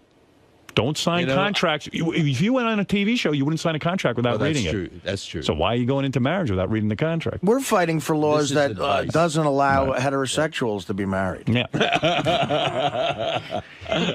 You'll soon see. All right. That's I why. will take your advice. And by the way, that's why I see you're not having any cold feet or any kind of, because nothing seems to be changing. It's not real. But you don't realize you're signing a contract when you put your name on that marriage. That license. That's true. Yeah. That's true. It is a contract. Yeah. And if with Brad legal loves you so much, ramifications. he'll be willing to sign a reasonable contract. Well, that's another way of testing his love. That's right. Yeah. Well, the test, you shouldn't test love. Nothing should be tested. Yeah. Right? Yeah. No, think, it's a strange way But of don't putting let it, anything be contested. No, if he loves you, he'll sign something fair. knowing that it's not going to happen. Yeah, in other words, you should say to him, you should have no problem taking 20% because we're going to be together forever, aren't we, darling? And if he says, make it 30, then I'll know that that may be you a might real not be prospect. together. Yeah. That's Then you'll know he's the shithead that we think he is. Don't forget, my friend, You're the George Washington of gay marriage. That's right. You're Oh, my one of the goodness. first pioneers. Let's make yours a successful one. Right. Yes. Oh, we're determined to make ours. But You know, even if it ends in divorce, let's not make it some tawdry headline splashed across the newspaper. Right. That's No, we right. are Debacle. mindful of the responsibility. Gay of marriage victims not as working. well. Right. Yeah, that would You be. know, Takei dragged into. He could have hit you up. He could hit you up for palimony. So I like that you're getting married. You're finally going to bang out a contract with this with Brad, which I like, and I like Brad. And listen, Takei divorce gets ugly. I think we Brad. don't want to see that. I think Brad should be treated very fairly in this negotiation, and I'm willing to be fair, Right. you know, and I'm sure he's willing to be fair too. But he did play a big part. we know that. Then And guess give what? him that You credit. played a big part too. Well, that's true. Yes. That's right. Yeah, he played a huge part. I'm sure he was at rehearsals for Star Trek 4 all day. A lot of pressure there. All right. He doesn't have to shake No, the he- hand of he- an 82-year-old guy in a Klingon outfit. He put up with a lot from me too. Well, when I'd we come know. home, Taking care of your exhausted mother and is shit, tired. man. That's a saint. Holy Christ. He is a saint. Yeah, I He wouldn't is take a care of your saint. mother. But I know you wouldn't. Yeah, she'd be out of luck. And with you, I'd get a prenup. Listen, I love you. Look at me. I'm going Yes, to tell you I something. know. This is my gift to you. It's a More than that mutual- stupid gift No, I that sent is you. a gift, and that is word to the wise. You're a terrific guy. You And know, my he- audience loves you, and I love you, and I know everyone in this room loves you. And he did try And- to have this conversation with Paul McCartney. And you know what? I swear. did. Yes, I did. Yes, he Paul was did. on the show, Yeah. and he was getting married. And I said to him, "What are you doing now?" He goes, "Oh, I believe in love. And Howard, I don't need a prenup." And I go, "You know what? You're being naive, Paul." And Paul's one of my heroes. All you need is love. All that bullshit. Yeah, and I said, "Man, you're a great guy, but come on." And sure enough, He did not take your advice. and $60 million later, Madon. It's like he didn't write Hey Jude. 60 no yeah, money. Right. He might as well not have written Hey Jude. Yeah. But how could he have fallen in love with that woman? You know, I've seen her on TV. And, Understood. these Every interviews. situation is different. Such a shrew. But sometimes you don't know. Peg leg cunt. She was able to But Brad isn't that. cover that up. We know Brad. We love Brad. You know. But listen, I know lots of loving gay and straight couples, and shit hits the fan sometimes. It could happen 5 We years are from now. human, yeah. Sometimes people get married, and the week afterwards they go, "Oh my God, this was a huge mistake." Even though they've been together for years, the marriage changes things sometimes, and I don't know why. You know, in it what was- ways does it change? People just get different. I don't know why. In what way do they get different? I don't know. Maybe you just panic. You Because go, "Oh my we've God, had this our is fights. He's driven me up the wall. I mean, the wedding planning is driving me up the wall. Oh, that's right. And he's Well- a detail person. Oh, my God. Oh, my God, yes. Like, But Listen to me. it's been tested. Think what marriage is. Aside from all the victory of gays getting the rights and all this and being treated as equals, that's beautiful. That's a beautiful part. Right. But think about what it is. It's a contract between two people saying, "Look, if shit hits the fan, I get 50. That's it. Mm-hmm. Mm-hmm. No, I hear That's you. what it I is. hear you. When you I boil hear it down, why be married? It's to give the other person security. So Brad's saying to you, "Give me my security." Okay, I'll give you so much security, but not everything. See? Brad, are you listening? I got to tell you, I think this conversation that Howard's suggesting will end your relationship. Well, then so be it. If Better that now. happens, I want my fucking donation back from that fruity charity. All right, well, fair enough. Ronnie, Yes, sir. do you find it strange that John doesn't jerk off? Yeah. But then again, here's a guy who I bought a lap dance for, and he tried to open his wallet and pay me back the money after I gave the girl $20, and he didn't get the lap dance. So it's a good possibility the guy doesn't yank it. Were you offended by that? No, not at all. He was upset because I paid the girl $20, and, you stupid asshole. How often do you yank the pole?